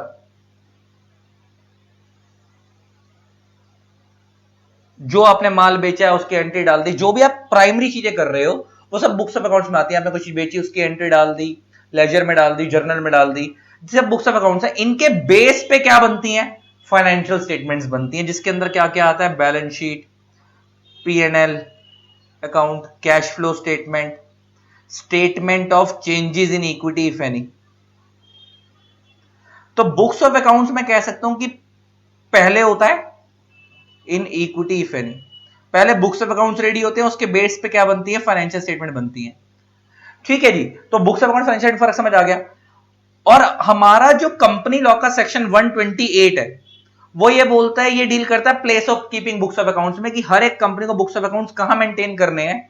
तो लॉ बोलता है कि हर एक कंपनी को जो बुक्स ऑफ अकाउंट्स मेंटेन करने होते हैं, जो कंपनी का रजिस्टर्ड ऑफिस होता है वहां मेंटेन करने होते हैं, वहां मेंटेन करने होते हैं। मान लो अगर कंपनी दिल्ली में है और कंपनी का रजिस्टर्ड ऑफिस दिल्ली में और कंपनी का ब्रांच ऑफिस मुंबई में है, तो वो रजिस्टर्ड ऑफिस कहां मेंटेन, बुक्स ऑफ अकाउंट्स कहां मेंटेन करेगी, रजिस्टर्ड ऑफिस में मेंटेन करेगी। हाँ, लेकिन अगर डायरेक्टर चाहें तो वो any other place in India में भी मेंटेन कर सकते हैं, अगर डायरेक्टर चाहे रजिस्टर्ड ऑफिस के अलावा। तो यहां पे देखो लिखा हुआ 128(1) में, हर एक कंपनी को बुक्स ऑफ अकाउंट्स मेंटेन करने हैं, फाइनेंशियल स्टेटमेंट के रजिस्टर्ड ऑफिस पे मेंटेन करने हैं, लेकिन अगर डायरेक्टर चाहे तो ऑल और any of the books of accounts को any other place in India में मेंटेन कर सकते हैं, अगर बोर्ड ऑफ डायरेक्टर डिसाइड करे तो एनी अदर प्लेस मगर with in India, outside India नहीं। तो अगर डायरेक्टर्स, वैसे तो रजिस्टर्ड ऑफिस में आपको बुक्स ऑफ अकाउंट मेंटेन करके रखने हैं, लेकिन अगर director books of account registered office में ना मेंटेन करके इंडिया में किसी और प्लेस पे, मान लो किसी ब्रांच ऑफिस में मेंटेन करना चाहते हैं, किसी और जगह पे मेंटेन करके रखना चाहते हैं, तो रख सकते हैं। ये तो नॉर्मल बात हो गई physical books of accounts maintain करके रखने वाली।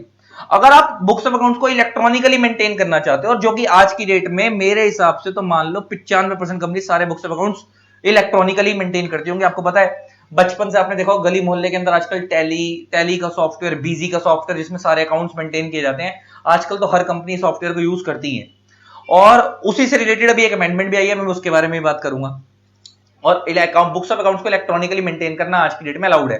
बहुत सारी कंपनी आजकल अपनी सारी डिटेल्स एक्सेल में मेंटेन करती है, एक्सेल शीट में डाल देती है। माल बेचा तो उसकी किस डेट को बेचा डाल दिया, अगर किसी से माल खरीदा तो किस डेट को खरीदा डाल दिया, तो सेलर की डिटेल, बायर की डिटेल, सब कुछ बहुत सारी कंपनी एक्सेल में मेंटेन करती है। फिर उसके बाद उसकी अकाउंटिंग एंट्री डाल देती है, कहां पे, टैली के सॉफ्टवेयर में, बीजी के सॉफ्टवेयर में। तो इस तरीके से काम चलता ही है। तो आजकल तो 95% कंपनी बुक्स ऑफ अकाउंट्स को कैसे मेंटेन करती है, इलेक्ट्रॉनिकली। तो वो कहता है कि maintenance of books of accounts और other relevant papers in electronic mode is permitted, आपको इलेक्ट्रॉनिक फॉर्म में मेंटेन करना अलाउड है। सच बुक्स ऑफ अकाउंट्स और other relevant books and papers maintain electronic mode shall remain accessible in India at all times so as to be usable for the subsequent use, अच्छा यहां पे ना पता है क्या था, यहां पे जो ऑल टाइम्स वर्ड लिखा है ना, इसकी जगह पे पहले वर्ड कुछ डिफरेंट था कि आप ऑल टाइम में नहीं, ड्यूरिंग वर्किंग आवर्स, इस तरीके से कुछ वहां पे लाइन लिखी हुई थी।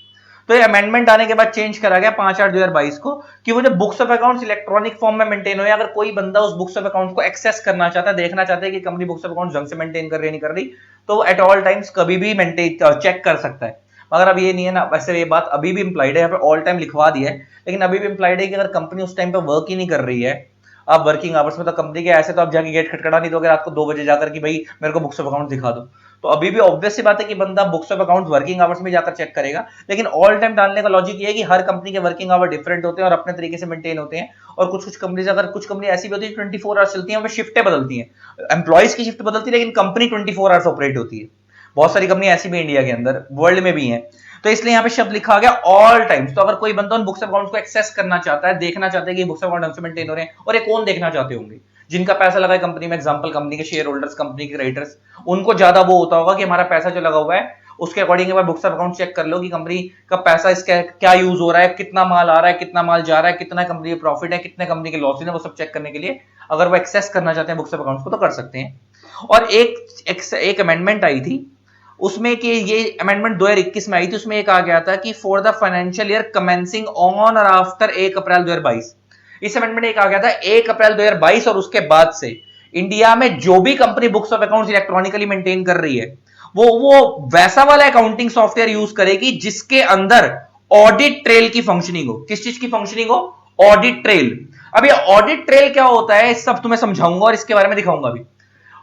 तो वो कह रहा है कि पहले ना company normal accounting software use करती थी, टैली हो गया, बीजी हो गया, वगैरह वगैरह। वो कह रहा है कि आज की डेट में ऐसे अकाउंटिंग सॉफ्टवेयर यूज करो जो अकाउंटिंग के साथ साथ ऑडिट ट्रेल का काम भी करते हैं। ऑडिट ट्रेल का मतलब क्या होता है, मैंने यहां पे लिख रखा है, इसको नोट करो फिर तुम्हें समझाता हूं ये ऑडिट ट्रेल क्या होता है। तो आज की डेट में ये मैंडेटरी हो चुका है, इसलिए तुम्हें पता होना चाहिए, क्योंकि इसने क्या बोल दिया, एवरी कंपनी, यहां पे शब्द यूज हो रहा है एवरी कंपनी, तो छोटी हो, बड़ी हो, प्राइवेट हो, पब्लिक हो, फर्क ही नहीं पड़ता। जो भी कंपनी अकाउंटिंग सॉफ्टवेयर के थ्रू अकाउंट्स मेंटेन कर रही है इलेक्ट्रॉनिकली, उसको अपने अकाउंटिंग सॉफ्टवेयर सिर्फ वही वाले रखने हैं 1 अप्रैल 2022 से उसके बाद से जिसके अंदर ऑडिट ट्रेल की फंक्शनिंग हो। अब ऑडिट ट्रेल क्या होता है पहले तो लिख लो, फिर मैं समझाता हूं, फिर उसके बाद तुम्हारे को पूरा पैराग्राफ पढ़वाऊंगा। ऑडिट ट्रेल क्या है? एन ऑडिट ट्रेल, यहां पे लिखो, is a step by step record by which accounting, trade details और other financial data can be trace to their source. ये लाइन बड़ी इंपॉर्टेंट है। ऑडिट ट्रेल क्या है? Step by step functioning. क्या है? Step by step record. अच्छा एक बात बताओ, जब तुमने किसी को माल बेचा, मान लो तुमने किसी से कोई गुड्स परचेज करे हैं या सेल करे हैं, कुछ भी करा है, मान लो अपने किसी को अपने गुड्स सेल करें, तो अपने सेल करते वक्त किस बंदे को बेचे, या पहले उसके बुक्स ऑफ अकाउंट्स में सेल बुक में एंट्री डालोगे, कैश आया होगा उसकी एंट्री कैश में जाएगी कि कितना कैश आया, अगर कैश में आया, है ना। इसके अलावा अगर एक चीज समझ आती है, फिर उसके फिर लेजर पोस्टिंग होगी, जर्नल पोस्टिंग होगी, ये सब चीजों की एंट्री भी डलेगी, है ना। उसके बाद लास्ट में क्या होगा, फाइनल आउटपुट निकल के आएगा, फाइनेंशियल स्टेटमेंट्स बनेगी। तो किस किस डेट को एंट्री डाली, क्योंकि सारा सिस्टम स्टेप बाय स्टेप होता है, ऐसा नहीं कि सीधा माल बेच दिया सीधा बैलेंस शीट और पीएनएल बन गए, नहीं, सब स्टेप बाय स्टेप चलता है। लेजर बनते हैं, जर्नल बनते हैं, ट्रायल बैलेंस बनता है ना। उससे पहले कैश बुक, सेल बुक वगैरह में एंट्री डलती है। तो किस किस डेट को किस किस जगह पे एंट्री डली, है ना, और उसके बाद कब वो फाइनल आउटपुट में कन्वर्ट हुआ, उस सारी चीजों के रिकॉर्ड मेंटेन होने चाहिए। और खाली बात यहां खत्म नहीं हो रही है, अगर आप उस फाइनेंशियल स्टेटमेंट के अंदर या उस बुक्स ऑफ अकाउंट्स में कोई चेंज करते हो, तो वो सॉफ्टवेयर की इतनी खासियत है कि वो डेट बता देगा कि ये चीज इस डेट को मॉडिफाई हुई है। पहले वाले में और अब वाले में दिक्कत पता है क्या, पहले क्या होता था कि कंपनीज एक्सेल में मेंटेन करती थी, पहले एक्सेल में सारा डेटा चढ़ाती थी, और उसके बाद उसको एक्सेल में डेटा चढ़ाने के बाद किसको माल बेचा, किससे खरीदा, कितने का खरीदा, सेलर का नाम क्या, किस स्टेट से आया माल, किस स्टेट में गया माल, वो सारे रिकॉर्ड पहले एक्सेल मेंटेन होते थे। देन उसके बाद वो टैली में चढ़ते थे, अकाउंटिंग सॉफ्टवेयर में चढ़ते थे, फिर उसके बाद उसके बेसिस पे फाइनेंशियल स्टेटमेंट वगैरह बनाई जाती थी, पहले बुक्स ऑफ अकाउंट्स रेडी करने के बाद। अब आजकल क्या है कि इतने इतने बढ़िया बढ़िया सॉफ्टवेयर आ गए हैं कि वो सारा काम पहले सॉफ्टवेयर में आप डायरेक्ट फीड कर लो, लेकिन स्टिल कंपनीज आज भी पहले एक्सेल में मेंटेन करती हैं, उसके बाद सॉफ्टवेयर में डालती हैं। लेकिन इसके सॉफ्टवेयर के फंक्शनिंग क्या है, क्योंकि आजकल के सॉफ्टवेयर में ऑडिट ट्रेल की फंक्शनिंग है, तो उससे क्या होता है कि अगर किसी ने उस बुक्स ऑफ अकाउंट्स में कोई छेड़छाड़ी करी है, तो वो सॉफ्टवेयर बता देगा कि इस डेट को इस चीज में मॉडिफिकेशन हुई है। तो ये सॉफ्टवेयर की खासियत है। तो अगर आरओसी को कभी छापा मारना पड़ गया, और अच्छा इसमें एक खासियत हो रहा है कि ये ऑटोमेटिक आपके हिसाब से डेट फीड नहीं होती, आप फर्स्ट फर्स्ट टाइम तो डेट फीड करते हो, तो उसके बाद क्या होगा कि वो एक लिमिटेड टाइम के लिए वो बैक डेट नहीं लेता, वो बैक डेट से नहीं लेता, वो करंट डेट के हिसाब से फीड करना शुरू करता है। बैक डेट को सॉफ्टवेयर लेते नहीं है आसानी से। अच्छा, तो जब वो बैक डेट सॉफ्टवेयर में फीड नहीं होती, तो पहले क्या होता है, 10-10 साल तक, 15-15 साल तक companies books of account maintain ही नहीं करती थी, और फिर जब उनको पता लगता था कि आरओसी की रेड पड़ने वाली है, तो एकदम से 15-15 साल की रिकॉर्ड इकट्ठे मेंटेन करती थी। अब आज के डेट में क्या होगा, क्योंकि ऑडिट ट्रेल का सॉफ्टवेयर आ गया, तो पता लग जाएगा डेट वाइज कि किस कंपनी ने बुक्स अकाउंट्स कब मेंटेन करे हैं, और अगर पहले के बने हुए में कोई छेड़छाड़ी करी है, गड़बड़ी करी है किस किस डेट को, तो वो भी ये सॉफ्टवेयर ही बता देगा। और इंडिया में बहुत सारे सॉफ्टवेयर आजकल तो टैली के भी एडवांस लेवल वर्जन आ गए हैं। देखो यहाँ पे, अगर मैंने यहाँ पे डाला accounting software with audit trail in India, इसमें बहुत सारे नाम आ रहे हैं, अकाउंट पेबल ऑटोमेशन, इसके अलावा audit trail software for SBM best, यहाँ पे तुम्हारे को दिखा रहा था,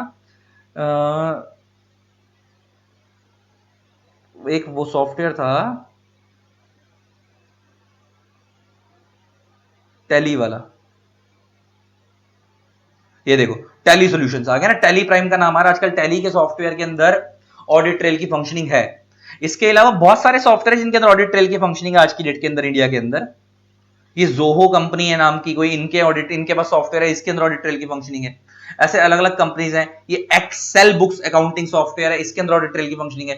तो ऐसे बहुत सारी कंपनीज आज के अंदर जिनके सॉफ्टवेयर में ऑडिट ट्रेल की फंक्शनिंग, और ऑडिट ट्रेल होता है क्या, तुम समझ आ गया, स्टेप बाय स्टेप सारी चीजों को रिकॉर्ड करता है, विद डेट वाइज करता है, कोई मॉडिफिकेशन होती है वो भी बता देता है, और ऑटोमेटिक कोई चीज गलती हो रही है तो एरर दिखा देता है कि ये चीज गलत है, और इसको आप ठीक कर लो, करेक्ट कर लो, ये चीज आपने गलत पोस्ट करी, क्योंकि आपको पता होगा ना, लेजर्स और जर्नल्स मैच करने चाहिए आपस में, और उसके बेसिस पे फाइनेंशियल स्टेटमेंट मैच करनी चाहिए। तो अगर लेजर जर्नल आपस में मिसमैच हो रहे हैं, तो बता देगा कि इस जगह पे एरर है, तो सॉफ्टवेयर बता देगा। और अगर आप कोई छेड़छाड़ी करोगे, तो वो भी बता देगा, डेट वाइज चीजें डली होती हैं इसके अंदर। इससे क्या होता है कि सोर्स पता लग जाता है कि कौन सी चीज कब डली, कब मॉडिफाई हुई, ये सारे सॉफ्टवेयर वाली चीजें इसके अंदर से पता लग जाती है। तो ये सॉफ्टवेयर की बहुत खासियत है। तो आज के डेट में सारी कंपनीज को बोल देंगे आप नॉर्मल अकाउंटिंग सॉफ्टवेयर नहीं यूज करोगे, वो वाले सॉफ्टवेयर यूज करोगे जिसमें ऑडिट ट्रेल की क्या है, फंक्शनिंग है। तो ये हो गई बात खत्म।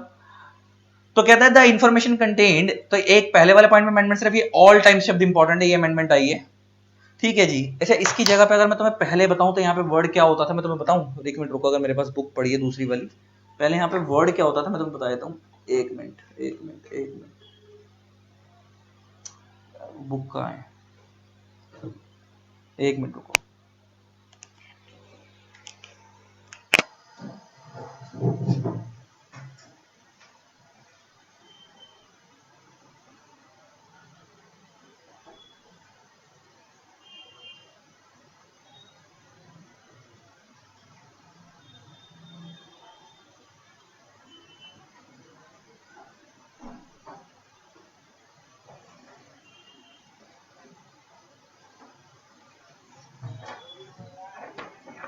रुको एक मिनट, यहाँ पे वर्डिंग क्या आती है पहले मैं वो बता रहा हूँ हमारे,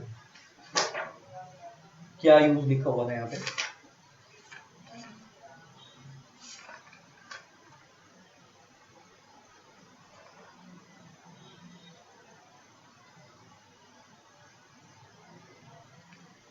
बस यहाँ पे कुछ लिखा ही नहीं हुआ था, यहाँ पे सिर्फ लिखा हुआ था आ रहे हैं, मैं तुम्हें दिखाता हूँ क्या चीज थी पहले, क्या थी, क्या सिर्फ क्या ऐड हुआ है, बस यहाँ पे ये लिखा हुआ है। पहले ना सिर्फ इतना लिखा हुआ था रूल 3 के अंदर कि हर एक कंपनी को बुक्स ऑफ अकाउंट्स मेंटेन करने हैं जो कि एक्सेसिबल हो, बस आगे एक वर्ड लिख दिया जो कि एक्सेसिबल हो फॉर सब्सिक्वेंट यूज, बस यहाँ पे एक लाइन ऐड करी एट ऑल टाइम्स, ताकि कोई भी बंदा उसे एक्सेस कर सके एट ऑल टाइम्स। और कोई भी बंदा कौन होगा जिसको उस चीज में इंटरेस्ट होगा, नॉर्मल बंदा तो मुंह उठा के चलन जाएगा कि मेरे को अपनी कंपनी के बुक्स ऑफ अकाउंट देखो, रोड से चलता फिरता बंदा, कोई कंपनी का शेयर होल्डर क्रेडिटर, वो लोग ही कंपनी की एक्सेस करने के लिए मांगेंगे जिनका पैसे का इंटरेस्ट लगा हुआ उस कंपनी में। Next, the information contained in the record shall be retained completely in the format in which they were originally generated, sent or received, or in a format which shall present accurately the information generated, sent or received, and the information contained in the electronic record shall remain complete and unaltered. इस line का मतलब समझो क्या है? कह रहा है जो भी आप रिकॉर्ड्स मेंटेन करोगे वो उसी तरीके से रहने चाहिए, उसके अंदर कोई छेड़छाड़ी नहीं होनी चाहिए। कह रहा है, लिखा है यहाँ पे, आप जिस तरीके से, अगर आपने देखो यहाँ पे लिखा है the information contained in the record shall be retained completely in the format in which they were originally generated, sent और रिसीव्ड। 3 शब्द है। रिसीव्ड मतलब कई बार ऐसा होता है आपकी दूसरी ब्रांच है या आपका कोई दूसरी किसी जगह पे अकाउंट्स मेंटेन हो रहे हैं, वो आपको रेडी करके भेज रहे हैं, तो आप उसमें छेड़छाड़ी नहीं करोगे, आप वो रिसीव्ड वर्ड हो गया। आप बनाकर कहीं और भेज रहे हो आपके किसी दूसरे ऑफिस के अंदर, तो सेंट वर्ड आ गया। जनरेटेड मतलब आपने खुद अपने ऑफिस में ही बुक्स ऑफ अकाउंट सारे बनाकर वहीं रेडी करे हैं, क्योंकि बहुत सारी कंपनीज क्या करती हैं, ये काम आउटसोर्स कर देती हैं। बहुत सारी कंपनी अकाउंट्स खुद नहीं बना पाती, तो अपने काम को, वैसे कंपनी के अकाउंट्स बनाने की जिम्मेवारी अगर आप कंपनी लॉ पढ़ोगे तो वो मैनेजमेंट की होती है, बोर्ड ऑफ डायरेक्टर्स की, लेकिन बहुत सारी कंपनी खुद नहीं कर पाती तो वो लोग अकाउंटेंट्स हायर करती हैं। और कुछ कंपनीज अपनी कंपनी के अंदर अकाउंटेंट रखती हैं, कुछ कंपनीज एक्सटर्नल अकाउंटेंट हायर करती हैं। तो आप जिससे भी अकाउंट मेंटेन करा रहे हो, कह रहे जिस फॉर्मेट में आएंगे उसी फॉर्मेट रखोगे, आप छेड़छाड़ी नहीं करोगे। हाँ, अगर कोई करेक्शन है, जेन्युइन मिस्टेक है, तो आप ठीक कर लो। कल को अगर इन्वेस्टिगेशन होगी तो आप बता देना कि भाई ये करेक्शन थी। अदरवाइज आपको पता है उस सॉफ्टवेयर में ऑडिट ट्रेल की फंक्शनिंग है, तो वो ऑटोमेटिक बता देगा इस डेट को, ये तो अपने आप से पूछेंगे क्या करा था इस दिन। नेक्स्ट कहता है the information receive from the branch office shall not be altered and shall be kept in a manner where it shall depict मतलब shows what was originally received from the branches. क्या है आगे बात, देखो हर एक company की जब branch office, देखो एक होता है रजिस्टर्ड ऑफिस, आपने सुना होगा, देखो बहुत सारे लोग ना शब्द यूज करते हैं, main office, head office, corporate office, ऐसे ऐसे लोग शब्द यूज करते हैं, तुम लोगों के मुंह से सुना होगा। कंपनी लॉ में ये सब कोई टर्मिनोलॉजी है ही नहीं। पूरे कंपनी लॉ में सिर्फ 2 ही शब्द यूज होते हैं, एक होता है रजिस्टर्ड ऑफिस और एक होता है ब्रांच ऑफिस। पूरे कंपनी लॉ में सिर्फ 2 ही शब्द यूज किए जाते हैं, एक होता है रजिस्टर्ड ऑफिस और एक होता है ब्रांच ऑफिस। जो एक कंपनी का मेन ऑफिस है, जहां से कंपनी अपने आप को ऑपरेट कराना चाहती है, मान लो कंपनी दिल्ली का उसका मेन ऑफिस है जहां से ऑपरेट कराना चाहती है, तो वो रजिस्टर्ड ऑफिस हो गया। बाकी सारे कौन हो गए, ब्रांच ऑफिस। और जितने भी ब्रांच हैं, क्योंकि हर ब्रांच में अपनी ट्रांजेक्शन अलग हो रही है, तो सारे ब्रांच के अकाउंट्स ब्रांच में रेडी किए जाते हैं, मगर रेडी करने के बाद उनकी एक कॉपी कहां भिजवाई जाती है, रजिस्टर्ड ऑफिस में भिजवाई जाती है। तो वो यही कह रहा है कि रजिस्टर्ड ऑफिस के पास ब्रांच ऑफिस की कॉपी आई है, उसमें रजिस्टर्ड ऑफिस में कोई भी छेड़छाड़ नहीं की जाएगी। The information in the electronic record of the document shall be capable of being displayed in a legible manner. Legible form का मतलब होता है understandable form। और जो भी आप इलेक्ट्रॉनिक रिकॉर्ड मेंटेन करोगे वो अंडरस्टैंडेबल फॉर्म में होना चाहिए, नहीं कोई चाइनीज भाषा में मेंटेन कर रहे हो। एक ऐसी भाषा जो इंडिया में लीगली अलाउ करी गई है, जो कि इंग्लिश ही चलती है यहाँ पे, तो आप उसी भाषा में मेंटेन करोगे इंडिया के अंदर। और कह रहा है there shall be a proper system for storage, retrieval and display print out electronic record as the audit committee if any or the board may deem appropriate, and such record shall not be disposed of or rendered unusable unless permitted by law। Line का मतलब समझना, देखो 2 शब्द use हो रहे हैं यहाँ पे, एक हो रहा है ऑडिट कमेटी, एक शब्द यूज हो रहा है बोर्ड। देखो आप एक ना कंपनी लॉ के अंदर एक कमेटी बनती है जिसका नाम है ऑडिट कमेटी, और इसका सेक्शन है 177। एक चीज याद रखना, ऑडिट कमेटी कभी भी ऑडिट नहीं करती। ऑडिट कमेटी ऑडिट नहीं करती, ऑडिट तो ऑडिटर ही करेगा। और ऑडिटर कौन होता है, प्रैक्टिसिंग चार्टर्ड अकाउंटेंट। जो फाइनेंशियल स्टेटमेंट्स को ऑडिट करता है वो कौन होता है, practising chartered accountant, practising CA. तो ऑडिट कमेटी ऑडिट नहीं करती। ऑडिट का कंपनी के अंदर ऑडिट करने के लिए जो ऑडिटर अपॉइंट किया जाता है, वो ऑडिटर कौन होगा उसका नाम रेकमेंड करती है। शब्द को फोकस कर लो मेरे, रेकमेंड करती है, अपॉइंट भी नहीं करती। कंपनी के अंदर जो भी ऑडिटर अपॉइंट होता है वो शेयर होल्डर्स अपॉइंट करते हैं, क्योंकि पैसा शेयर होल्डर का लगा, तो ऑडिटर को अपॉइंट भी कौन करते हैं, शेयर होल्डर्स। लेकिन किस बंदे को अपॉइंट करना है उसकी रिकमेंडेशन कौन देती है, ऑडिट कमेटी। अच्छा, ऑडिटर ढंग से काम कर रहा है नहीं कर रहा उसको चेक भी कौन करती है, ऑडिट कमेटी। तो इसका मतलब ऑडिट कमेटी खुद ऑडिट नहीं करती, ऑडिट कमेटी ऑडिटर को अपॉइंट भी नहीं करती। ऑडिटर को अपॉइंट कौन करेंगे, शेयर होल्डर। लेकिन ऑडिटर किसको अपॉइंट करना चाहिए किसको नहीं, वो रेकमेंड कौन करती है, ऑडिट कमेटी। ऑडिटर ढंग से काम कर रहा नहीं कर रहा, वो चेक कौन करती है? Audit committee. Financial statements company की ढंग से बनी नहीं बनी, उसको चेक कौन करती है? Audit committee. ऑडिटर ने ढंग से ऑडिट करना नहीं करा, वो भी चेक कौन करती है? Audit committee. तो ऑडिट कमेटी किस कंपनी को बनानी होती है? पहले तो ये समझ लो, ऑडिट कमेटी हर कंपनी को नहीं बनानी होती। ऑडिट कमेटी एक तो बनानी होती है एवरी लिस्टेड पब्लिक कंपनी को। ऑडिट कमेटी एक तो किसको बनानी होती है? एवरी लिस्टेड पब्लिक कंपनी को। और दूसरा किसको बनानी होती है? Unlisted public companies, unlisted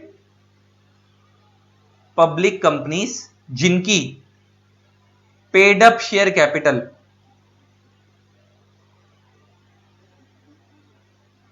₹10 crore और मोर है,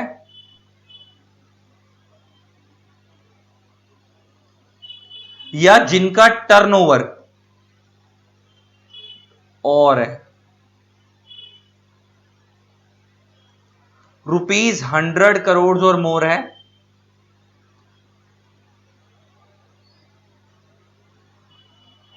या जिनकी बोरोइंग्स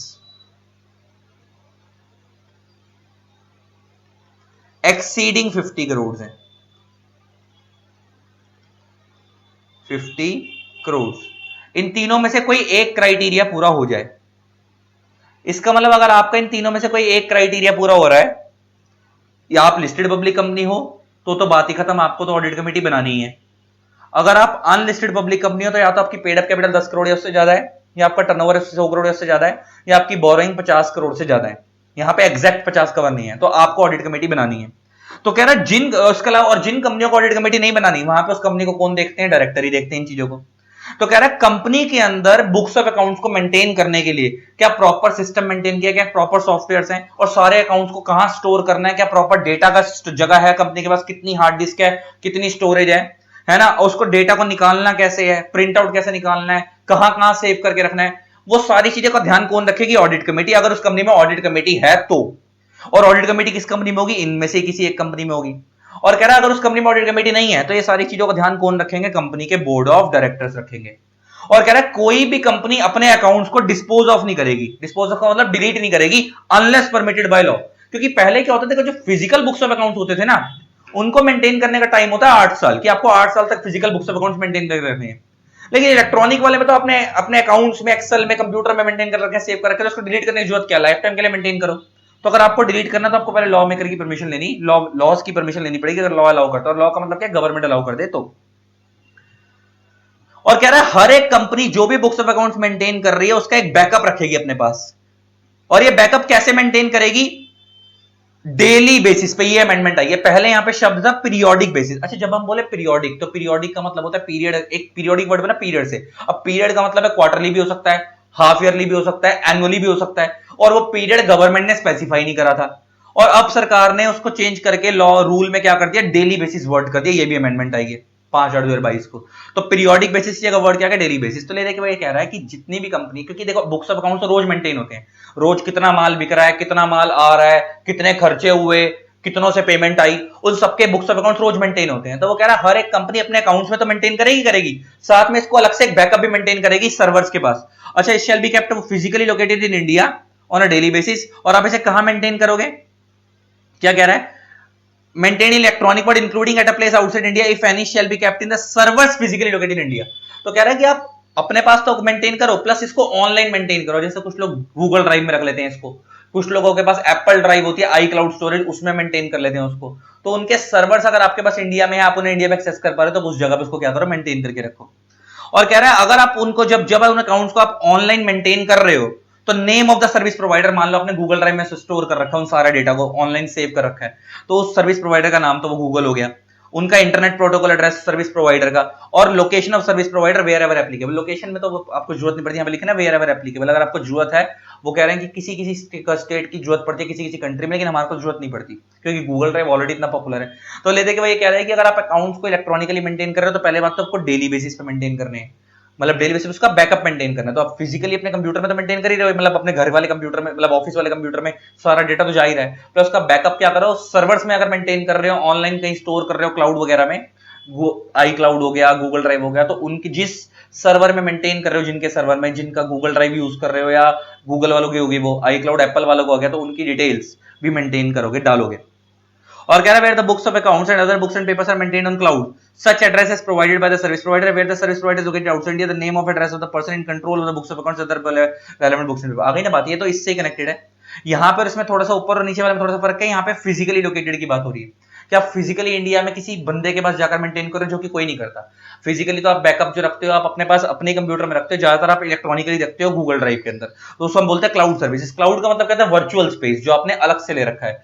तो कुछ लोग क्या करते हैं, जैसे हम लोग भी करते हैं, जैसे मेरे लेक्चर्स हैं, मेरे को भगवान ना करे मैं अपने हार्ड डिस्क में भी उसकी कॉपी रखता हूँ, कंप्यूटर में भी रखता हूँ, उसको गूगल ड्राइव में भी स्टोर करके रखता हूँ अलग से, ताकि कल को अगर कंप्यूटर से डिलीट भी होगा तो मेरे पास ड्राइव में सर्वर में पड़े हैं, तो हम बोलते हैं क्लाउड सर्विसेज।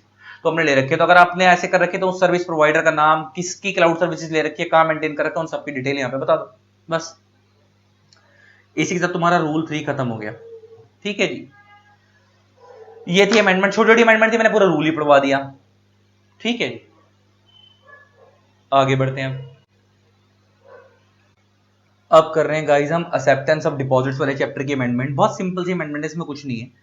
आपको पता है कि हर एक कंपनी जो भी डिपॉजिट्स एक्सेप्ट करती है जनता से, आपको पता है ना, पब्लिक से, देखो डिपॉजिट्स हम दो लोगों से एक्सेप्ट करते हैं, या तो अपनी कंपनी के मेंबर्स से या पब्लिक से। और पब्लिक से डिपॉजिट सारी कंपनी नहीं ले सकती, आप लोगों ने डिपॉजिट वाले चैप्टर पढ़ा था, सिर्फ एलिजिबल पब्लिक कंपनीज ले सकती हैं, और नॉर्मल कंपनीज खाली अपने मेंबर से डिपॉजिट ले सकती हैं। तो कंपनी ने जिससे भी डिपॉजिट लिया हो, मेंबर से या पब्लिक से, जिससे भी डिपॉजिट एक्सेप्ट करी हो, एफडी की फॉर्म में पैसा लिया हो, उस कंपनी को हर साल 30 जून को या उससे पहले पहले क्या करनी पड़ती है, एक रिटर्न फाइल करनी होती है फॉर्म डीपीटी 3 में। डीपीटी बना डिपॉजिट से, और इसके अंदर बताना पड़ता है कि इस साल उन्होंने कितने डिपॉजिट्स लिए, है ना, कितने अमाउंट के लिए, किससे लिए, वो सब डिटेल इसके अंदर आती है। कब फाइल करें, 30 जून को। तो इसमें एक अमेंडमेंट आई छोटी सी, क्या कि जब आप वो डीपीटी 3 फाइल करोगे, उसमें एक सीए के साथ, एक प्रैक्टिसिंग सीए से क्या करवाओगे, कंपनी का जो ऑडिटर है, जो आपकी कंपनी का ऑडिटर है, और वो कौन होता है, प्रैक्टिसिंग सीए होता है, जो जिसने आपकी कंपनी के अकाउंट्स ऑडिट करे हैं, उससे एक स्टेटमेंट लिखवा कर दोगे एज ऑन 31 मार्च, मतलब इस साल का जो 31 मार्च निकला, उसके बाद ही तो जून आएगा ना, तो 31 मार्च तक की वो सीए एक स्टेटमेंट बनाकर देगा आपकी कंपनी की डीपीटी 3 के अंदर ही, जिसमें कि कंपनी की एज इफ पोजीशन क्या थी अभी तक, मतलब कंपनी का फाइनेंशियल पोजीशन कैसी थी, उनको पैसे की जरूरत क्यों पड़ी, किस वजह से पड़ी, उन्होंने डिपॉजिट की फॉर्म में पैसा क्यों लिया, वो ठप्पा लगाकर कौन देगा, सीए एक स्टेटमेंट रेडी करके देगा। और वो स्टेटमेंट भी किसके अंदर लग के जाएगी, उस डीपीटी 3 के अंदर ही लग कर जाएगी। बस ये एक नई चीज ऐड हुई है, पहले स्टेटमेंट वाला कोई शब्द नहीं था कि कंपनी के ऑडिटर से एक स्टेटमेंट लगवानी है, उसके अंदर अब एक स्टेटमेंट भी लगवानी है कंपनी के ऑडिटर से उस डीपीटी 3 के अंदर ही, कि ये कंपनी ने ये क्यों करा है, कंपनी ने ये डिपॉजिट क्यों एक्सेप्ट करें, उनको किस चीज की जरूरत थी, किससे करें, वगैरह वगैरह, वो डिटेल एक लगा के देगा। और रिटर्न कब फाइल करनी है, तो 31 मार्च तक जितने भी डिपॉजिट एक्सेप्ट हुए, तो जैसे एग्जांपल लेके बात करें, अगर मान लो साल 23-24 चल रहा है, तो 1/4/2023 से लेकर 31 मार्च 2024 तक का साल हो गया। ठीक है जी, तो इस डेट तक आपने जितने भी डिपॉजिट एक्सेप्ट करे हैं एज ऑन 31 मार्च, इसकी कंपनी का जो ऑडिटर है, और वो कौन होता है, कंपनी का प्रैक्टिसिंग सीए जो होता है, ऑडिटर है, वो एक स्टेटमेंट बनाकर देगा कि कंपनी ने सब क्यों लिया, किस लिए लिया, और फिर उसको इस सब चीजों की डिटेल ऑडिटर की स्टेटमेंट के साथ अब कब फाइल करोगे, 30 जून 2024 या उससे पहले पहले, बिफोर, किस फॉर्म में, फॉर्म डीपीटी 3 में। ठीक है जी, बस यही अमेंडमेंट थी, खत्म हो गई डिपॉजिट वाले चैप्टर की अमेंडमेंट। अब और आगे क्या बोलता है, अब एक चार्जेस वाले चैप्टर में अमेंडमेंट है छोटी सी। ये क्या अमेंडमेंट है, बहुत सिंपल सी, कुछ नहीं है, कुछ खास नहीं है, बता देता हूं क्या है। आप लोगों ने जब चार्ज वाला चैप्टर पढ़ा था, उसमें पढ़ा था जब भी कोई कंपनी चार्ज क्रिएट करती है, चार्ज क्रिएट करने के बाद सिक्योर्ड लोन लेती है, कोई लोन लेने के बदले अपनी कोई, जब भी कोई कंपनी अपनी प्रॉपर्टी गिरवी करती है, तो उसको एक फॉर्म फाइल करना होता है आरओसी को, उसका नाम होता है फॉर्म CHG-1, है ना, पढ़ा था ना। और जब वो चार्ज की पेमेंट कर देती है, जब वो लोन चुका देती है आरओसी को, मतलब वो कंपनी को जिससे लोन लिया है, जब वो लोन चुका देती है, तो आरओसी को एक और फॉर्म फाइल करना होता है फॉर्म CHG-4। इसमें वो बता देती है कि भाई मैंने लोन की पेमेंट जो लिया था वो लोन चुका दिया, इसे हम सेटिस्फेक्शन ऑफ चार्ज का फॉर्म बोलते हैं। एक ये CHG-9 है, ये भी क्रिएशन का ही फॉर्म है, ये भी चार्ज क्रिएट करने का फॉर्म है। चार्ज क्रिएट करने के दो फॉर्म होते हैं, CHG-1 और CHG-9। CHG-1 कब जाता है, अगर आप लोन डिबेंचर्स की फॉर्म में ले रहे हो तो CHG-9 जाता है। देखो लोन लेने के कई तरीके होते हैं, एक होता है नॉर्मल लोन ले लिया, एक होता है डिबेंचर्स की फॉर्म में लोन ले लिया। अगर आप नॉर्मल लोन ले रहे हो तो CHG-1 फॉर्म जाता है, सिक्योर्ड लोन। अगर आप डिबेंचर्स इशू करके लोन ले रहे हो तो CHG-9 फॉर्म जाता है। और CHG-4 फॉर्म कब जाता है, चार्ज को रिडीम करने के लिए, मतलब जो आपने चार्ज जो लोन लिया था उसका पैसा चुकाने के लिए। तो ये बड़े सारे फॉर्म, अलग अलग फॉर्म फाइल होते हैं, CHG-1, CHG-4, CHG-8, CHG-9, आप लोगों को चार्ज के चैप्टर में पढ़ा है। कह रहा है अगर आप इनमें से कोई भी फॉर्म आरओसी को फाइल कर रहे हो तो, और अगर आपकी कंपनी इसमें से किसी भी प्रोसेस में चल रही है, हो सकता है आपकी कंपनी का रिवाइवल चल रहा हो, तो आपको पता होगा एक इंसॉल्वेंसी बैंक्रप्सी कोड चैप्टर है आईबीसी, उसके अंदर ये बताया गया कि अगर आपकी कंपनी रिवाइव हो रही है, मतलब डूबने से वापस खड़ी हो रही है, तो अगर आपकी कंपनी डूब रही थी और डूबने से बचाने के लिए हमारे इंडिया में एक प्रोफेशन होता है इंसॉल्वेंसी रेजोल्यूशन प्रोफेशन, नाम से क्लियर है इंसॉल्वेंसी रेजोल्यूशन, आपकी इंसॉल्वेंसी की प्रॉब्लम को दूर करने के लिए एक प्रोफेशनल अपॉइंट किए जाते हैं जो ये बताते हैं कि किस तरीके से कंपनी वापस खड़ी हो सकती है। अगर वो खड़ी कर पाएंगे उस तरीके से तो बढ़िया, अदरवाइज उस कंपनी को बंद करा दिया जाता है। तो जितने टाइम तक वो इंसॉल्वेंसी रेजोल्यूशन प्रोफेशनल उस कंपनी के अंदर आया है ना, या आपकी कंपनी बंद हो रही है तो उस टाइम पे लिक्विडेशन हो रहा होगा, तो उस दौरान अगर आपकी कंपनी इनमें से कोई भी फॉर्म फाइल कर रही है किसी भी चीज की वजह से, आपने उस दौरान कोई लोन लिया या उस दौरान कोई लोन की पेमेंट कर रहे हो और आपकी कंपनी में इनमें से कोई भी बंदा उस टाइम पे है, तो आपको उसके भी साइन करवाने हैं। अगर आपकी कंपनी में लिक्विडेटर है, आपकी कंपनी वाइंडिंग अप है, तो उसके साइन करवाकर फाइल करना है फॉर्म, और उसके भी साइन लगवाने हैं उस फॉर्म पे। जो बाकी जो नॉर्मल लोगों के साइन लगते हैं उस फॉर्म पे, वो तुम लोगों ने चैप्टर पढ़ा था, वो तो मैंने बताया था, वो तो लगेंगे, साथ में लिक्विडेटर के साइन भी लगवाने हैं। अगर आपकी कंपनी की रेजोल्यूशन इंसॉल्वेंसी बैंक्रप्सी कोड के अंदर क्या चल रही है, इंसॉल्वेंसी रेजोल्यूशन प्रोफेशनल अपॉइंट हुआ हुआ है और आपकी कंपनी की क्या चल रही है, सीआईआरपी बोलते हैं उसको, कॉर्पोरेट इंसॉल्वेंसी रेजोल्यूशन प्रोसेस चल रहा है, और आपकी कंपनी की सीआईआर पे चल रही है और आपकी कंपनी को रिवाइव करने की कोशिश की जा रही है कि वापस आपकी कंपनी खड़ी हो जाए, और उस दौरान अगर आप इनमें से कोई भी फॉर्म फाइल कर रहे हो तो आपको इंसॉल्वेंसी रेजोल्यूशन प्रोफेशनल के क्या करवाने हैं, उस पर साइन करवाने उस फॉर्म पे आरओसी को फाइल करने से पहले। बस ये चार्जेस वाले चैप्टर की क्या थी अमेंडमेंट। इसी के साथ आपकी सारी अमेंडमेंट खत्म हो गई।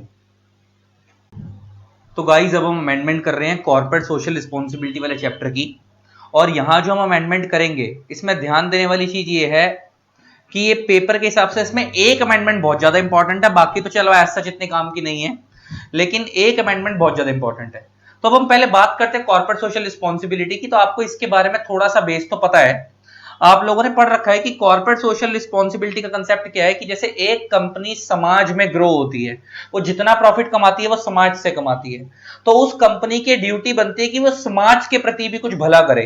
तो उसके लिए एक कंसेप्ट लाया गया था जब ये नया वाला कंपनी एक्ट आया था, कि हर वो कंपनी जो समाज में ग्रो कर रही है, अगर वो बड़ी कंपनी है, और बड़ी कंपनी का मतलब है कि यहां पे 3 क्राइटेरिया दिए हुए हैं, अगर आपकी कंपनी इन तीनों में से किसी एक क्राइटेरिया में फॉल कर रही है, अगर आपकी कंपनी इन तीनों में से किसी एक क्राइटेरिया में फॉल कर रही है, तो आपकी कंपनी को अपने पिछले 3 साल के एवरेज नेट प्रॉफिट का 2% कॉर्पोरेट सोशल रिस्पॉन्सिबिलिटी में कंट्रीब्यूट करना है, मतलब समाज के भले के लिए कंट्रीब्यूट करना है।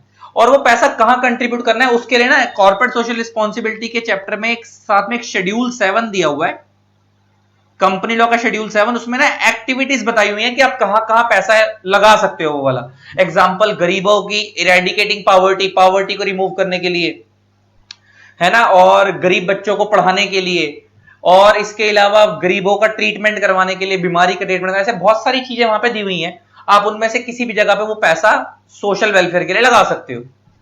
और ये कॉर्पोरेट सोशल रिस्पॉन्सिबिलिटी का कंसेप्ट किन कंपनीज के ऊपर लगता है, कहता है कि आप इन तीनों में से कोई एक क्राइटेरिया पूरा कर दो, या तो आपकी कंपनी की नेटवर्थ, अच्छा मैं बार बार बोल रहा हूं ये ना कंपनीज पे लगता है, ऐसी कंपनी पे लगता है कि भले ही फिर वो प्राइवेट हो या पब्लिक हो, प्लस पब्लिक दोनों पे लगता है, इससे फर्क नहीं पड़ता। अगर आपकी कंपनी इन तीनों में से कोई एक क्राइटेरिया पूरा कर रही है, भले आपकी कंपनी प्राइवेट है या पब्लिक है, तो आपके ऊपर कॉर्पोरेट सोशल रिस्पॉन्सिबिलिटी के प्रोविजंस लगेंगे। और लगने का मतलब यह है कि जैसे आप पे लगेंगे तो आपको पिछले 3 साल के एवरेज नेट प्रॉफिट का 2% सीएसआर में कंट्रीब्यूट करना होता है। तो इसका मतलब जैसे अगर मान लो आपकी, वो कहता है 3 क्राइटेरिया क्या क्या है, अगर आपकी कंपनी मान लो एक्स लिमिटेड है, अगर उस कंपनी की नेटवर्थ 500 करोड़ और मोर है, या उस कंपनी का टर्नओवर, टर्नओवर का मतलब क्या था, सेल्स 1000 करोड़ और मोर है,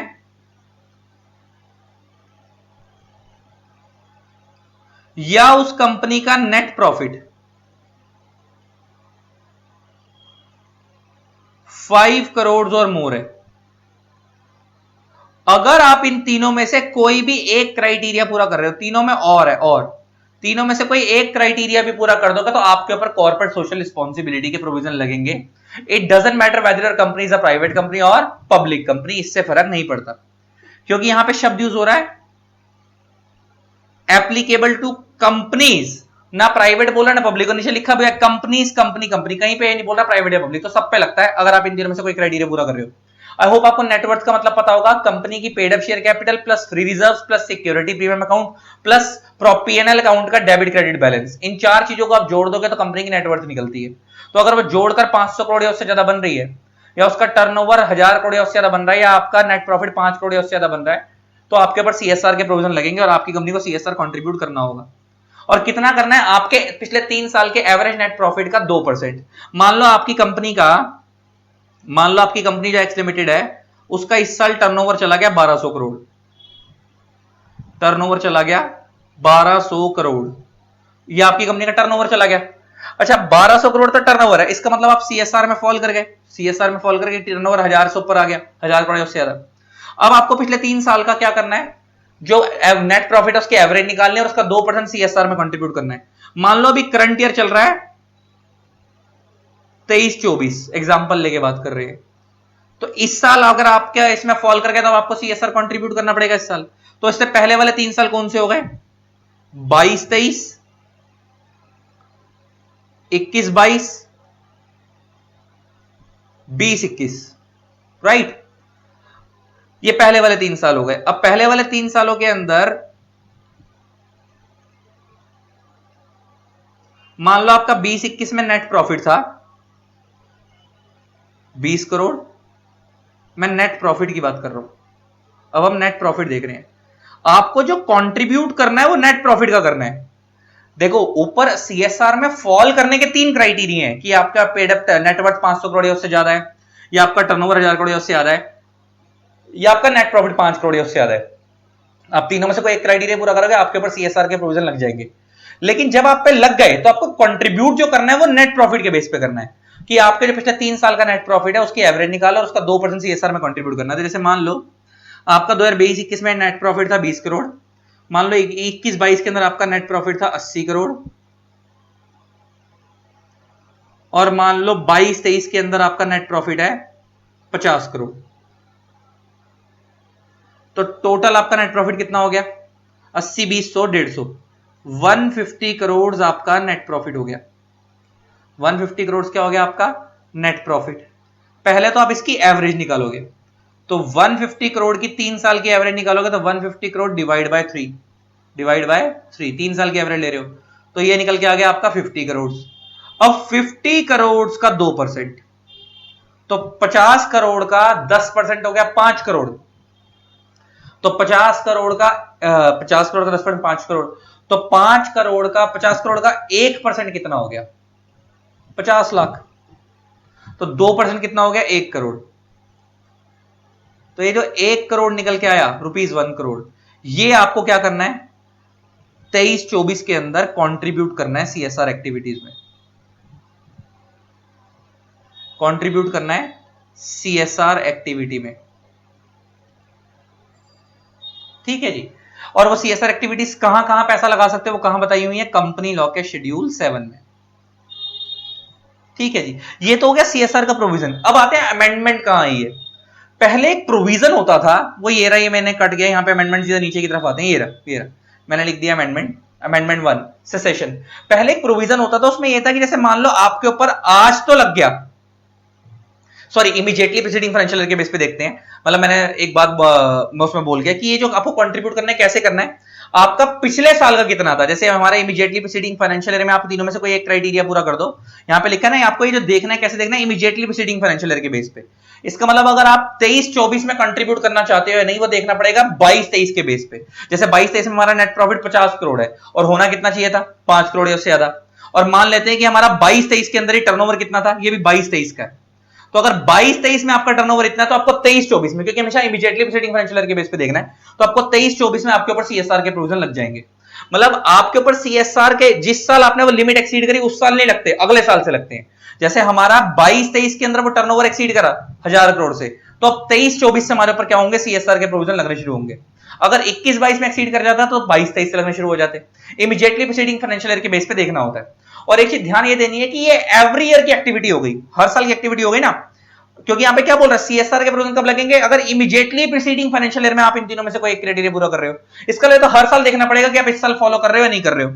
ऐसा हो सकता है कि 22-23 के अंदर आपका जो टर्नओवर था वो 1200 करोड़ था और नेट प्रॉफिट आपका 50 करोड़ था, तो आपके ऊपर सीएसआर लग रहा था, आपने 23-24 में सीएसआर कंट्रीब्यूट करा। लेकिन 23-24 के अंदर मान लेते हैं अगर आपका टर्नओवर आ जाए 800 करोड़, एग्जांपल लेके बात कर रहे हैं, और आपका नेट प्रॉफिट आ जाए 4 करोड़ 23-24 के अंदर, तो अब दिक्कत यह है कि 23-24 में आपका नेट प्रॉफिट 4 करोड़ है, तो आपका दोनों क्राइटेरिया कम हो गए। नेट प्रॉफिट आपका 5 करोड़ से नीचे, टर्नओवर आपका 800 करोड़ से नीचे है। तो आपका अगला साल जो होगा 24-25, इस साल से आपको सीएसआर कंट्रीब्यूट नहीं करना। यही अमेंडमेंट है, मैं बता रहा हूं अमेंडमेंट क्यों है, अब नहीं करना, लॉजिक बताता हूं। पहले क्या था, पहले एक प्रोविजन था जिसमें यह लिखा होता कि अगर आपके ऊपर एक बार सीएसआर के प्रोविजन लग गए तो भले ही आप सीएसआर के प्रोविजन से आउट भी हो जाओ, तब भी आपके ऊपर 3 साल तक आपको सीएसआर कंट्रीब्यूट करना पड़ेगा। पहले प्रोविजन था। इसका मतलब ये, जैसे मैंने तुम्हारे को बताया कि 22-23 के अंदर कंपनी का नेट टर्नओवर 1200 करोड़ था, मतलब 1000 करोड़ से ज्यादा था, और नेट प्रॉफिट 50 करोड़ था, मतलब 5 करोड़ से ज्यादा था, तो आपको 23-24 में सीएसआर कंट्रीब्यूट करना पड़ा। लेकिन 23-24 के अंदर आपका टर्नओवर कितना आ गया, 800 करोड़, नेट प्रॉफिट आ गया 5 करोड़ से कम 4 करोड़, तो 23-24 में भी आपको सीएसआर, 23-24 के मतलब अब 24-25 के अंदर भी आपको सीएसआर कंट्रीब्यूट करना पड़ेगा। देखो 23-24 में तो आप जो सीएसआर कंट्रीब्यूट कर रहे हो 22-23 के बेस पे कर रहे हो, लेकिन 23-24 के अंदर अगर आपकी लिमिट कम हो जाती है तो स्टिल आपको करना पड़ेगा। पहले ऐसा होता था कि आपको 24-25 में भी करना पड़ेगा, और 24-25 में भी कम होती तब भी आपको 25-26 में करना पड़ेगा। मतलब एक बार आप सीएसआर में आ गए तो अगले 3 साल तक भले आप सीएसआर की लिमिट में नहीं भी हो, तब भी आपके ऊपर सीएसआर के प्रोविजन लगते रहेंगे। पहला ऐसा कंसेप्ट था, अब नहीं है। अब इसका मतलब यह है कि अब उसने ये अमेंडमेंट आई और इसमें ये वाला पॉइंट हट गया। इस पॉइंट में क्या था, रूल 3 था एक, उसमें ये लिखा हुआ था, rule 3 specified that every company which ceases to be a company, ceases का मतलब stop, to be a company, ceases का मतलब stop, to be a company covered under section 135 as per the limit specified thereunder for 3 consecutive financial year shall not be required to constitute CSR committee and comply with the provision of section 135 till such time that it meet the criteria specified। लेकिन ये point हट गया है। अब इसकी interpretation क्या है, यही समझो, यही अमेंडमेंट आई है। इसका मतलब ये है कि एक बार अगर आपके ऊपर सीएसआर लग गया और अब आने वाले अगले वाले 3 साल तक, मान लो आप अगले साल सीएसआर के क्राइटेरिया से आउट हो गए, तो अभी भी आपको सीएसआर कंट्रीब्यूट करना पड़ेगा, भले आप इस साल सीएसआर के क्राइटेरिया से आउट हुए हो। उससे अगले साल फिर आपके ऊपर सीएसआर वाले क्राइटेरिया में आप नहीं आए, उससे अगले फिर साल सीएसआर वाले क्राइटेरिया में नहीं आए। तो एक बार लगने के बाद अगर आगे वाले 3 साल तक आप कंटिन्यूअसली सीएसआर वाले क्राइटेरिया में नहीं आ रहे का मतलब क्या है कि आप इन तीनों में से कोई भी लिमिट को एक्सीड नहीं कर रहे, तो 3 साल के बाद आपके ऊपर सीएसआर के प्रोविजन लगने बंद होंगे। लेकिन आगे वाले 3 साल तक आपको सीएसआर कंट्रीब्यूट करना पड़ेगा अगर आप एक बार सीएसआर में फंस गए। इसका मतलब यह हो गया कि जिस साल आप सीएसआर में फंसे उसके आगे वाले 3 साल के लिए भी फंस जाओगे, अगर लिमिट आपकी एक्सीड नहीं भी करती तब भी। पहले ऐसा था, लेकिन अब नहीं है, ये लिमिट हटा दी गई, ये चीज हटा दी गई। इसका अलावा ये बहुत जेन्युइन पॉइंट है। ऐसा हो सकता है कि आगे वाले कंपनी में आगे वाले सालों में कंपनी लॉस में है और स्टिल उसको कंट्रीब्यूट करना पड़ रहा है 3 साल तक, क्योंकि एक बार वो सीएसआर में फॉल करके तो आगे वाले 3 साल तक भी करना पड़ेगा। पहले बड़ी दिक्कत होती थी, तो ये पॉइंट हटा दिया अमेंडमेंट लाकर। इसमें सिर्फ इतना बोला, इसका अलावा ये हटाने की इंटरप्रिटेशन क्या है, अब हर साल के बेस पे देखा करेंगे। अगर इस साल लिमिट एक्सीड करी तो उससे अगले साल आपको सीएसआर कंट्रीब्यूट करना है, अगर इस साल लिमिट वापस कम हो गई इससे नीचे तो अगले साल सीएसआर कंट्रीब्यूट नहीं करना है। जैसे मैंने एग्जांपल दिया, 22-23 में आपकी 50 करोड़ की लिमिट थी तो नेट प्रॉफिट की 5 करोड़ से ज्यादा थी, और टर्नओवर भी आपका 1000 करोड़ से ऊपर जा रहा था, तो आपको 23-24 में सीएसआर कंट्रीब्यूट करना है। लेकिन 23-24 में आपकी नीचे आ गई लिमिट, तो अब आपको इसके बेस पे 24-25 में सीएसआर कंट्रीब्यूट नहीं करना है, क्योंकि अब आपको वो 3 साल तक वाला क्राइटेरिया फॉलो करने की जरूरत नहीं है। ये मेन अमेंडमेंट है, यही पेपर में आएगी जो मेरे को लग रहा है, ये मेन अमेंडमेंट है। समझ आ गई मेरी बात, यही मेन अमेंडमेंट है जो पेपर में आ सकती है सीएसआर के प्रोविजन में। अमेंडमेंट तो और भी आई है, लेकिन मेन अमेंडमेंट यही है जो मेरे को लगता है कि जो पेपर में आ सकती है। ठीक है जी, क्या अमेंडमेंट है फटाफट सम अप करो। तो हम पहले बात तो ये कि सीएसआर लगेंगे कब हमारे पे, तो हमें इमीडिएटली प्रीसीडिंग फाइनेंशियल ईयर देखना होता है। तो अगर 23-24 चल रहा है तो 22-23 में हम इन तीनों में से किसी एक क्राइटेरिया में आ रहे नहीं आ रहे ये देखेंगे। अगर मान लो 22-23 चल रहा है तो 21-22 में हम तीनों में से किसी एक क्राइटेरिया में आ रहे नहीं आ रहे ये देखेंगे। तो जिस साल आप इस क्राइटेरिया में आए हो उस साल आपको सीएसआर कंट्रीब्यूट नहीं करना, उसके अगले साल से करना होता है, क्योंकि यहाँ पे क्या कह रहा है, इमीडिएटली प्रीसीडिंग फाइनेंशियल ईयर का क्राइटेरिया देखना होता है कि आप पिछले साल में इस क्राइटेरिया में थे नहीं थे। अगर पिछले साल थे तो इस साल कंट्रीब्यूट करना है। तो अब 23-24 चल रहा है तो 22-23 के अंदर आप इस क्राइटेरिया में थी नहीं थी उसके बेस पे देखेंगे। और मैंने बोला कि एक बार अगर आप सीएसआर में आ गए, मान लो आपको 23-24 में सीएसआर कंट्रीब्यूट करना है, एक बार आप सीएसआर में आ गए तो अब अगर इस साल आपको लॉस भी हो रहा है तब भी और अगले साल भी लॉस हो रहा है, उससे अगले साल भी लॉस हो रहा है, तो पहले क्या होता है 3 साल तक अगर आपको लॉस हो भी रहा है तब भी आपको 3 साल तक सीएसआर कंट्रीब्यूट करना होता है। लॉस होने का मतलब कह सकता हूं या ऐसा कह सकता हूं कि इन तीनों में से आप किसी एक क्राइटेरिया में, हो सकता है लॉस ना हो रहा हो, लेकिन आप इन तीनों में से किसी एक क्राइटेरिया में आ रहे हो सकता है आप इन तीनों में से किसी एक क्राइटेरिया में आ रहे हो। तो पहले ऐसा होता था कि आपको सीएसआर कंट्रीब्यूट करना पड़ता था कि आप तीनों ना आ रहे हो, मतलब ना आ रहे हो, कि अगर पहले ऐसा होता था कि अगर आप इन तीनों में से किसी एक क्राइटेरिया में नहीं भी आ रहे तब भी आपको सीएसआर कंट्रीब्यूट करना होता था 3 साल तक। अगर एक बार आप सीएसआर में आ गए, लेकिन अब वही लिमिट हटा दी गई, अब सिर्फ हर साल के बेस पे देखेंगे, है ना, कि अगर पिछले साल है तो इस साल कंट्रीब्यूट करना है, अगर इस साल आप सीएसआर के प्रोविजन से आउट होगा तो आपको अगले साल कंट्रीब्यूट नहीं करना। अब फ्यूचर में आप जब से कभी सीएस के क्राइटेरिया में आओगे, सीएसआर के क्राइटेरिया में, तो उससे अगले साल कंट्रीब्यूट करना है। तो ये हर साल के बेस पे चलता रहेगा। उससे अगले साल मान लो फिर सीएसआर के क्राइटेरिया से आउट हो गए तो फिर अगले साल से नहीं करना, ऐसा। अब आगे बढ़ते हैं नेक्स्ट अमेंडमेंट पे। अब नेक्स्ट अमेंडमेंट देखो गाइस, ये सीएसआर इंप्लीमेंटेशन पे है। ये रूल 4 पूरा ही बदल चुका है, इसमें तो कुछ भी नहीं है कि सीएसआर कंपनी या तो डायरेक्ट कंट्रीब्यूट करे इटसेल्फ, या वो किसी सेक्शन 8 कंपनी के थ्रू या किसी ट्रस्ट के थ्रू कंट्रीब्यूट करवा ले, उसके बारे में बताया हुआ है। इस रूल में थोड़ा बहुत उन्होंने चेंजेस करें, अलग अलग एंटिटीज के नाम ऐड करें, और कुछ नहीं है, तो बेकार है, पढ़ लेना अपने आप ही। मेन इसमें एक अमेंडमेंट है, ये पढ़ना है, सीएसआर रिपोर्टिंग। ये क्या चीज है, पर ध्यान से सुनना। हर एक कंपनी की हर साल बोर्ड रिपोर्ट बनती है, तो जब बोर्ड रिपोर्ट बनती है तो उसके साथ में जब जिस कंपनी के ऊपर सीएसआर के प्रोविजन लग रहे हैं, तो उनको साथ में एक सीएसआर की रिपोर्ट भी बनानी होती है, लगानी होती है कि हमने सीएसआर कहां कंट्रीब्यूट करा, कितने अमाउंट का करा, वगैरह वगैरह। तो उसके इसमें एक चीज और होती है उसके अंदर, कि अगर किसी कंपनी का जो सीएसआर ऑब्लिगेशन का अमाउंट है वो 10 करोड़ या उससे ज्यादा है, ये लाइन बड़ी इंपॉर्टेंट है। देखो, ये 10 करोड़ की लिमिट से कंफ्यूज मत होना, इसको ऊपर वाली लिमिट से मत जोड़ना। ये जो ऊपर आपने 3 लिमिट पढ़ी है ना, ये तो ये लिमिट है कि किस कंपनी के ऊपर सीएसआर लगेगा। यहां से कि अगर नेटवर्थ 500 करोड़ या उससे ज्यादा है, टर्नओवर 1000 करोड़ से ज्यादा, नेट प्रॉफिट 5 करोड़ से ज्यादा, तो इन पे सीएसआर लगेगा। और अगर इनमें से आप इस साल से किसी एक क्राइटेरिया को वही एक्सीड कर जाते, तो अगले साल से आपको क्या करना है, सीएसआर कंट्रीब्यूट करना है अगले साल में। ये तो ये बताता है, ये वाला क्राइटेरिया तो ये बताता है। ये जो 10 करोड़ की लिमिट है, ये बता रही है सीएसआर इंप्लीमेंटेशन। ये जहां पे शब्द यूज हो रहा है ना, इंपैक्ट असेसमेंट, ये सीएसआर वाई इंपैक्ट असेसमेंट क्या चीज होती है मैं तुम्हें बताता हूं। कह रहा अगर आपकी कंपनी की सीएसआर ऑब्लिगेशन 10 करोड़ इससे ज्यादा है, मतलब जो सीएसआर का अमाउंट निकल कर आया है वो 10 करोड़ या उससे ज्यादा है, तो आपको एक सीएसआर इंपैक्ट असेसमेंट करवाना पड़ेगा। सीएसआर इंपैक्ट असेसमेंट मतलब कि आपने जो पैसा लगवाया उस पैसे से कितने लोगों का भला हुआ और एक्चुअल में कितना अच्छा हुआ, कितना बुरा हुआ, उसको असेस करवाओ। सीएसआर इंपैक्ट असेसमेंट समझ आ गया ना शब्द क्या है? सीएसआर इंपैक्ट असेसमेंट मतलब आपने जो पैसा लगाया, यार आप कभी डॉक्टर के पास जाते हो तो डॉक्टर से दवाई लेते हो, तो आप पूछता ना डॉक्टर आपसे कि दवाई का असर आ रहा है नहीं आ रहा, तो सेम अगर आपने किसी जगह पे सीएसआर कंट्रीब्यूट करा तो उस जगह की कितनी ग्रोथ हुई, कितना बेनिफिट मिला, उसकी एक असेसमेंट करवा के एक रिपोर्ट और रेडी करो। लेकिन वो सारी कंपनियों को नहीं करवाना होता। जिन कंपनियों का सीएसआर का जो अमाउंट निकल कर आ रहा है कंट्रीब्यूट करने वाला वो 10 करोड़ या उससे ज्यादा, तो उनको करना होता है। जैसे हमारे इस एग्जांपल में जो भी हमने देखा, यहां पे हमने देखा कि भाई हमारी कंपनी का टर्नओवर 1200 करोड़ हो गया, तो भाई 22-23 के अंदर, तो अब आपको 23-24 में सीएसआर कंट्रीब्यूट करना पड़ेगा क्योंकि आपने 1000 करोड़ से एक्सीड कर दिया। और सीएसआर जो कंट्रीब्यूट करना होता है पिछले 3 साल की एवरेज नेट प्रॉफिट का करना होता है। तो एवरेज नेट प्रॉफिट हमारे 3 साल की 150 करोड़ थी, नहीं नेट प्रॉफिट हमारे 3 साल का 150 करोड़ था, उसका एवरेज निकाला 50 करोड़ हो गया, तो उसका 2% कितना हो गया, 1 करोड़। तो इसका मतलब हमारा जो सीएसआर ऑब्लिगेशन है यहां पे 1 करोड़ है, इसका मतलब लेस देन 10 करोड़ हो गई। यहां पे हमारे एग्जांपल में सीएसआर ऑब्लिगेशन कितनी है, 1 करोड़, इसका मतलब ये लेस देन 10 करोड़ है। तो इस कंपनी को सीएसआर नहीं करना, इस कंपनी को सीएसआर इंपैक्ट असेसमेंट नहीं करना, लेस देन 10 करोड़ है, तो इसको सीएसआर तो कंट्रीब्यूट करना है 1 करोड़ वाला, लेकिन इस कंपनी को इंपैक्ट असेसमेंट नहीं करवाना। इस कंपनी को क्या नहीं करवाना, इंपैक्ट असेसमेंट नहीं करवाना, कि आपने जो पैसा लगाया उसका कितना बेनिफिट लोगों को मिल रहा है, क्या उसका इंपैक्ट की रिपोर्ट नहीं बनानी। वो किसको बनानी है, अगर आपका जो सीएसआर वाला अमाउंट जो निकल कर आया, मैं वापस बोल रहा हूं, शब्द पे फोकस कर लो। मैं ये नहीं बोला तुम्हारा नेट प्रॉफिट कितना निकल गया, जैसे हमारे एग्जांपल में नेट प्रॉफिट 150 करोड़ है, तो ये 10 करोड़ से ज्यादा है। लेकिन जब हम 150 करोड़ की एवरेज निकाल रहे हैं 50 करोड़ है, वो भी 10 करोड़ से ज्यादा है। लेकिन जब हम उसका 2% निकाल रहे हैं तो वो खाली 1 करोड़ है। तो इसका मतलब हमारी जो सीएसआर ऑब्लिगेशन है, जो हमें सीएसआर कंट्रीब्यूट करना है, वो खाली 1 करोड़ का ही करना है इतने प्रॉफिट में से। तो हमारी जो सीएसआर ऑब्लिगेशन है वो 1 करोड़ है, तो हमारे को ये इंपैक्ट असेसमेंट नहीं करवाना। लेकिन जिन कंपनियों का एवरेज सीएसआर ऑब्लिगेशन 10 करोड़ या उससे ज्यादा है एज पर सेक्शन 135, तो उनको किसी इंडिपेंडेंट एजेंसी के थ्रू इंपैक्ट असेसमेंट करवाना पड़ेगा of their project having outlays of 1 crore or more which have been completed not less than 1 year before undertaking the impact assessment।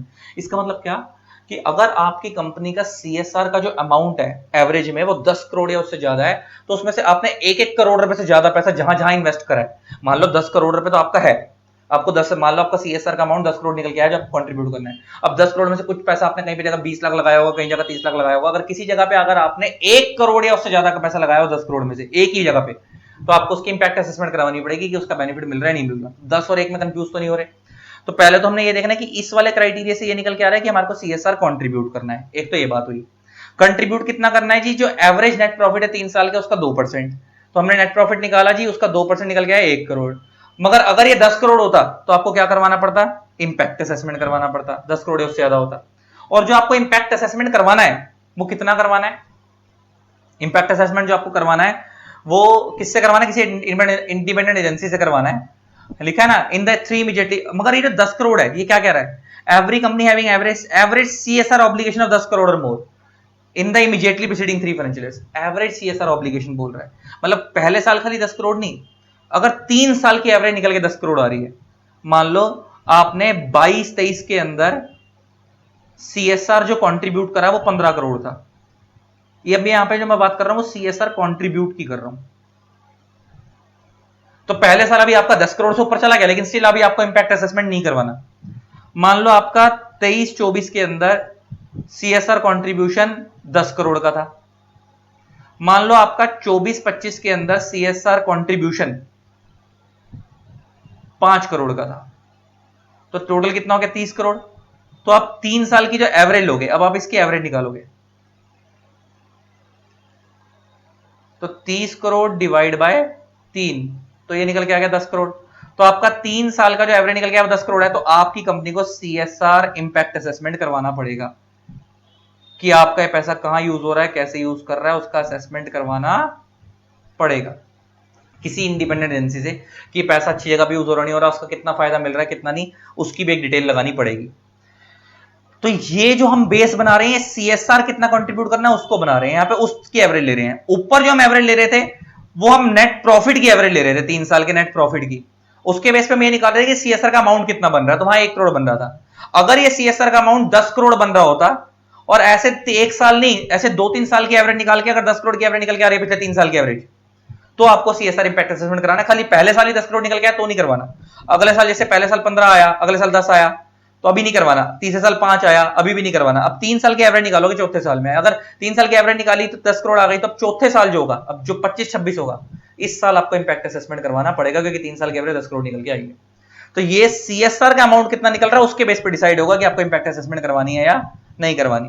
तो अब इसमें हुआ क्या है कि जब आप सीएसआर का इंपैक्ट असेसमेंट करवाओगे तो ऑब्वियस सी बात है जो एजेंसी ये इंपैक्ट असेसमेंट करेगी वो फीस लेगी, और आप लोगों ने जब सीएसआर कंट्रीब्यूट करोगा आपका आने जाने का खर्चा, बहुत सारे खर्चे लगे होंगे, तो आप कितना खर्चा निकाल सकते हो उसी पैसे में से वो ये बता रहा है। तो उसमें लिमिट में चेंज हुआ है, पहले वो कह रहा है shall not exceed 2% of total CRS expenditure. जैसे हमारे एग्जांपल में इस साल मान लो हम 10 करोड़ रुपए सीएसआर कंट्रीब्यूट कर रहे हैं, एग्जांपल लेके बात करते हैं, तो इसका 2% कितना हो गया, 10 करोड़ का 2%, तो 10 करोड़ का 10% हो गया 1 करोड़, तो 2% हो गया 20 लाख।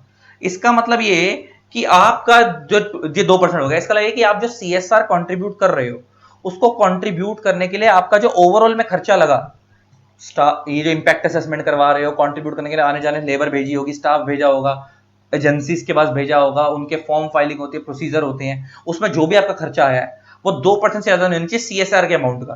तो 10 करोड़ अगर आप कंट्रीब्यूट कर रहे हो सीएसआर में तो उसका 2% 20 लाख हो गया, इससे ज्यादा का खर्चा नहीं होना चाहिए, है ना। तो ये 2% है, पहले 5% था, वो चेंज होकर कितना हो गया 2%, और कह रहा है 2% और 50 lakh whichever is higher. पहले कितना था, लेस, पहले था, पहले जो लिमिट थी ना वो ऐसे थी 5% और 50 lakh whichever is less, और अभी लिमिट हो गई है, पहले वाली लिमिट क्या थी 5% ऑफ सीएसआर एक्सपेंडिचर, ये ओल्ड प्रोविजन था, और 50 lakh whichever is less, दोनों में से जो कम है, पहले ये देखते थे। और अब जो न्यू प्रोविजन आया है, अब जो न्यू प्रोविजन है वो क्या है, अमेंडमेंट आने के बाद, वो है 2% of CSR expenditure, 2% of CSR expenditure नहीं, सीएसआर के अमाउंट का 2% आप एक्सपेंस में लगा सकते हो, और 50 lakhs whichever is higher, अब हायर हो चुका है लेकिन ऊपर यहां पे 2 हो गया, तो 2%, जैसे हमारे एग्जांपल में 2% कितना निकल के आया 20 लाख, तो 20 लाख और 50 lakh whichever is higher, दोनों में से जो ज्यादा है, तो ज्यादा कौन सा हुआ 50 लाख। इसका मतलब यह है कि आप इस साल 50 लाख रुपए कंट्रीब्यूट कर सकते हो, इससे ज्यादा नहीं कर सकते। इसका मतलब यह कि आप इस साल 50 लाख रुपए कंट्रीब्यूट कर सकते हो, इससे ज्यादा नहीं कर सकते। कंट्रीब्यूट का मतलब, सॉरी कंट्रीब्यूट कह रहा हूं, सीएसआर एक्सपेंडिचर कर सकते हो, जो सीएसआर को करने के लिए एक्सपेंडिचर लगा है। सीएसआर तो आप पूरा कंट्रीब्यूट करोगे, वो जो 10 करोड़ बन रहा है आपका वही कंट्रीब्यूट करोगे, ये 10 करोड़ का तो कंट्रीब्यूशन है, ये करोगे। लेकिन इस कंट्रीब्यूट को करने के लिए जो आपके एक्सपेंसेस लगे हैं वो मैक्सिमम 50 लाख के होंगे, बस ये है इसका मतलब। ठीक है जी, ये है इसका मतलब। तो ये अमेंडमेंट आई है, आपकी सीएसआर वाली अमेंडमेंट खत्म हो गई। ठीक है जी।